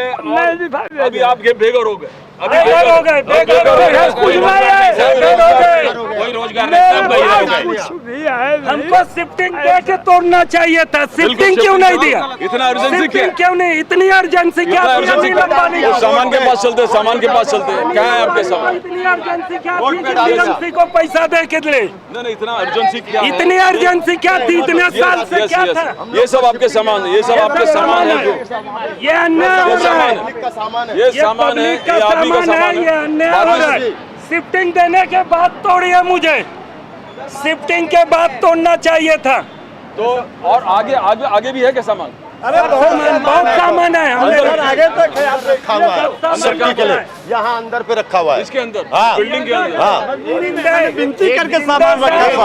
मैं सर यादव, अभी आपका बी यादव का लड़का बोल रहा हूँ। बोलो। बी यादव का, जो कि आज उनका सन 76 से यहाँ पे है। हाँ, उनको आज बताइए, बी यादव आज भी है, बुलाने पे आ सकते हैं। हाँ, कहाँ पर है यादव जी? यादव जी अभी हैं, गांव में हैं, लेकिन रही बात है, उनको भी चाहिए तो मैं बुला सकता हूँ। मैं उनका लड़का बोल रहा हूँ। पैसा अच्छा लिया रिलायंस से। तो आगे कुछ है आपका दिखाने के लिए उस तरह? बहुत सामान है, जरा चलते हैं वहाँ पर, चले आइए ना। आप कहाँ पर हो? आइए। क्या यादव जी? आगे सामान जो पड़ा है। अच्छा, आपके ये आपका कहना है कि शिंदे जी ने जाति किया है? हाँ, धर्मराज शिंदे। तो आपको लगता है तो धर्मराज शिंदे जी ने आपसे जाति किया? देखिए सर, और ये सब सामान पड़ा हुआ है, ये सब सामान पड़ा हुआ है, ये हमको रोड पे डाल दिया। पर दिया ये सब कहाँ जाएंगे? ये पूरा सामान कहाँ जाएंगे? तो यहाँ पर लोकल घर देखे तोड़िए ना। Local MLA, MP, local corporator कोई मदद की है कि नहीं? किसी ने मदद नहीं किया सर, खाली वो इलेक्शन के टाइम पे आते हैं सर। किसी ने मदद नहीं की हमारी इस समय पे। सब लोग ने, सबको मैनेज किया गया है बीएमसी से। ये धर्मराज शिंदे ने सबको मैनेज किया है, सबको मैनेज किया है। तो यानी आपका, हाँ बोलो, ऐसा चलता है क्या? देखो नहीं चलता। अब ये पैसा लाए बोल के क्या तुम अभी कल 2 दिन का जगह नहीं है ये, इस तरफ देखिए, 70 साल का स्ट्रक्चर बहुत दिन का ये देखो, किया है। ऐसा नहीं करने मांगता ना गरीब को। किसी का घर तोड़ना गलत ये बात देखो है, सब किसी का किधर घर लेके जाओ अभी बोलो। Without due process of law, Yadav ji without the due process of law, as per policy उस तरफ देख के बोलिए अंदर साहब मैं क्या बोल रहा हूँ साहब, मेरा मोदक जज ने 1965 हमको इसके बाद आपके पास मैं बोलता हूँ, मोदक साहब ने कहा था इनको पॉलिसी के आधार पे रिहैबिलिटेट किया जाए। मोदक साहब, मोदक जज साहब ने, जहाँ पे हाई कोर्ट जज के थे श्री राम मोदक जो भी बोले, तो इन लोग ने उनका बात माना नहीं। उनको 29/11 तक डेट था, ये 29/11 के पहले अपनी वाहवाही लूटने के लिए इन्होंने तोड़ दिया ये सब। 29/11 नेक्स्ट मंथ, ये मंथ का नेक्स्ट डेट है कोर्ट में, और उनको दिसंबर तक हैंड ओवर करना वैकेंट पोजीशन। इतनी घाई क्या है, इतनी घाई सर क्या है उनको? तब तो हमको रिहैब कर सकते थे, तब तक ये किया नहीं इन्होंने। बोलो बोलो। मैं एंड्रू स्कूल में पढ़ता हूँ, मेरा उम्र 62 है। हाँ, मैं 1978 में मैं एसएससी पास हुआ। मैं इधर वड़ा पाव खाने आता था, तो जब से 5 साल का था तब से मैं रामजीत होटल में वड़ा पाव खाने आता था। और हाँ, और ये आज हम लोग देखते हैं अनऑथराइज हो गया, इतना पुराना, इतना अनऑथराइज हो गया। आपको अनऑथराइज किया। रिलायंस अगर इसको रीडेवलपमेंट करना चाहते हैं तो आपको इन सीटू भी यहाँ पर ही देखो, कोई भी प्रॉपर्टी, एक मिनट, कोई भी प्रॉपर्टी एक्वायर करो for public purpose, okay, with in 1 kilometre आप इनको सेटल करके दो ना। अभी इनको तुम किधर फेंक देगा, वासीम और इधर उनका धंधा। मैं दुकान ग्राउंड फ्लोर में चला रहा हूँ, मुझे फर्स्ट फ्लोर या सेकंड फ्लोर में भेजा, मेरा दुकान कैसे चलेगा? लिफ्ट देगी ना गवर्नमेंट ऊपर चढ़ने के लिए। तो वो बात करने मांगता ना हम लोग से आने का के। अभी इधर कितना रूम था, सब लोग को मिल गया, फिर हम लोग को शायद देने मांगता। ऐसा नहीं करने का, देखो जरा अब ऐसा गरीब सामान पड़ा है। परीक्षा चालू है, सब बच्चे का मेरा कहना है कि ये आपने कभी रिलायंस के लोगों से बात किया इस विषय में? सर वो आते कहाँ थे, हमें नहीं आते थे कभी, बात हुआ ही नहीं है सर। खाली कोर्ट में मिलते थे, वो जो भी कोर्ट जजमेंट, कोर्ट का जजमेंट हमें मंजूर है सर, लेकिन रिहैब करके हम रखो एज पर पॉलिसी मेंशन किया लाइन में। देखो सरकार का पॉलिसी एकदम स्ट्रिक्ट है। नरेंद्र मोदी जो भी है प्राइम मिनिस्टर, वो बोले कि हर घर के ऊपर छत होना चाहिए, वो गारंटी है, बोला फंडामेंटल राइट है आपका, फंडामेंटल राइट है। और वो जगह जगह पॉलिसीज है स्टेट सर सरकार कि आपको छत मिलना चाहिए, छत निकालना उससे पहले चल।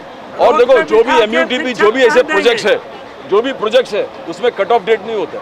अभी मैं सुन रहा हूँ पात्र ये पात्र, इधर ही बगल में आपका 2018 में सब पात्र थे सब, जितनी 40 पूरी पात्र थी 2018 में। अब 2023 में इन लोग ने कैसे अपात्र कर दिया मुझे समझ में नहीं आता। आप तो स्टडी किए तो आपको क्या लग रहा है कि कैसे अपात्र हो गए? मेरे हिसाब से सुनो, मेरे हिसाब से बिकॉज अभी सरकार का पॉलिसी है, जो आपके बगल में एयरपोर्ट लैंड में जो भी होता है ये आपका, तो उसमें क्लियर कट सरकार हर घर को एज ऑन जब बेसिस पे उसमें कोई कट ऑफ डेट नहीं होता है, कोई कट ऑफ डेट नहीं होता है। जिसका घर है आप सर्वे करो और उसको घर दो। उस एक यहाँ पे कोई छोटी बहुत जो कमी है उसको भी एडमिट करने इन्होंने नहीं दिया हमें। जो बेचारे जितने भी घर वाले हैं छोटी छोटी बातों पे, छोटा पेपर पे, जिसके पिताजी मर गए, सब बहुत उसके लिए लोगों को हैरान किया। करना चाहिए दुकान वालों को तो इतना है, उन लोग ने चीट किया। ये जो पात्र का पॉलिसी किसने किया? ये धर्मराज सिंधे, बीएमसी धर्मराज सिंधे टोटल वही किए। टाउन प्लानिंग इसको दूसरे एजेंसीज को, सरकारी एजेंसीज को नहीं इनकॉर्पोरेट किए इसमें? नहीं ऐसा कुछ नहीं सर हमने, और हमने अच्छे से उनके साथ वो भी किया। कोर्ट ने कहा था कि आप कोऑपरेट करिए उनके साथ, हमने कोऑपरेट वार्ड ऑफिसर के साथ भी किया, लेकिन उन्होंने भी हमारे साथ अच्छा नहीं किया। यहाँ का लोकल कॉर्पोरेटर कौन है? आप मेरी जानकारी के लिए कॉर्पोरेटर कौन है इधर? यहाँ का कॉर्पोरेटर कौन है भाई? अच्छा, एमएलए जीशान सिद्दीकी है। अच्छा, पराग, ये क्षेत्र पराग, अच्छा एमपी तो वो है ना सर, तो पराग अलवनी का एरिया है। माडेश्वर जी पहले थे, अभी तो शायद नहीं, अभी तो नहीं है, तो ये रोक यानी आज आपको मालूम ही नहीं था तोड़ने वाले? नहीं मालूम था हमें तोड़ने के लिए, हमने तो खुद जो एज पर हम गए थे यहाँ पे कोर्ट का ऑर्डर लेने के लिए, स्टे लेने के लिए, हमको नहीं मिला। नहीं मिला, एक दिन पहले नहीं दिया, नोटिस दिया गया, 48 आवर्स में गिरा दिया। अभी तो पूरा तोड़ दिया है। अभी क्या है, या तो आपको उनको ऐसा है कि आपको जाना पड़ेगा उधर, आपको अभी जो उस क्षेत्र में है, जाना ही पड़ेगा, दूसरा कोई चारा ही नहीं रखा है। अरे सर हम कहाँ जाएं इस समय पे, वो भी अपात्र हो गया है, जो पात्र थे वो भी अपात्र हो गए सर, उनको 48 घंटे में जगह लो नहीं तो गया आपका। सब गए। इनका कहना है 48 आवर्स में आप लो जाके और जगह देखिए। तो अपात्र वाले क्या करेंगे? अपात्र वाले तो कुछ भी नहीं है उनके पास अभी, पात्र वाले के बाद भी कुछ नहीं बचा सर अभी तो। सर नया स्ट्रक्चर तो रहता तो हम मानते हैं कि ये अपात्र है। हाँ सर, नया स्ट्रक्चर रहता तो हम मानते हैं कि ये अपात्र है। अभी आज गवर्नमेंट का सर्कुलर 95 70 साल से कौन आदमी यहाँ पात्र रहेगा? 70 साल से कौन 76 का फोटो पास है सर इनका, 76 का फिर भी ये सब अन्याय का काम है ये। वो शिंदे साहब बोलता था तुम लोग को मिलेगा मिलेगा, हम लोग ऑफिस में जाता था हमेशा मिलेगा मिलेगा बोला, बस ने ऐसा कर दिया। हर आदमी से चीट किया, घर में मिलने ने यही बोला एवरी टाइम, लेकिन क्या फायदा भी नहीं था, मिलता भी नहीं, सबको हरास किया सर उसने, सिंधे ने। ये यानी कोर्ट से भी राहत नहीं मिला, आपको समझ में नहीं आ रहा, बिकॉज गवर्नमेंट पॉलिसी है। अभी एसआरए में भी 2011 का कट ऑफ, एसआरए में भी कट ऑफ सर यहाँ पे 2000 का माना गया, यहाँ पे 2000 के पहले का देने को तैयार हूँ तो भी ये नहीं मान रहे हैं।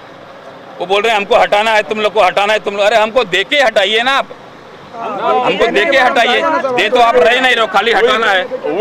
We will be meeting the government, हम शायद सीएम एकनाथ शिंदे, देव फडणवीस जी और अजित पवार जी से भी ये मैटर ले लेते अपने लेवल पे, हम लोग लेवल, आप जरा contact number, but we will try and see that justice is provided. But जिस प्रकार से देख रहे हैं अभी भी तोड़ रहे हैं, पूरे तोड़ रहे हैं और तोड़ के पूरे खत्म कर दिए। And these are the people who have been staying for 60-70 years. Now this is what we call the travesty of justice. We from Nation Now are going to fight out this area. We are going to approach the government. We'll try whatever we can do to help these people out there. That's all from Pradeep Nambiar, Nation Now, Prabhat Colony, Santa Cruz East, Mumbai.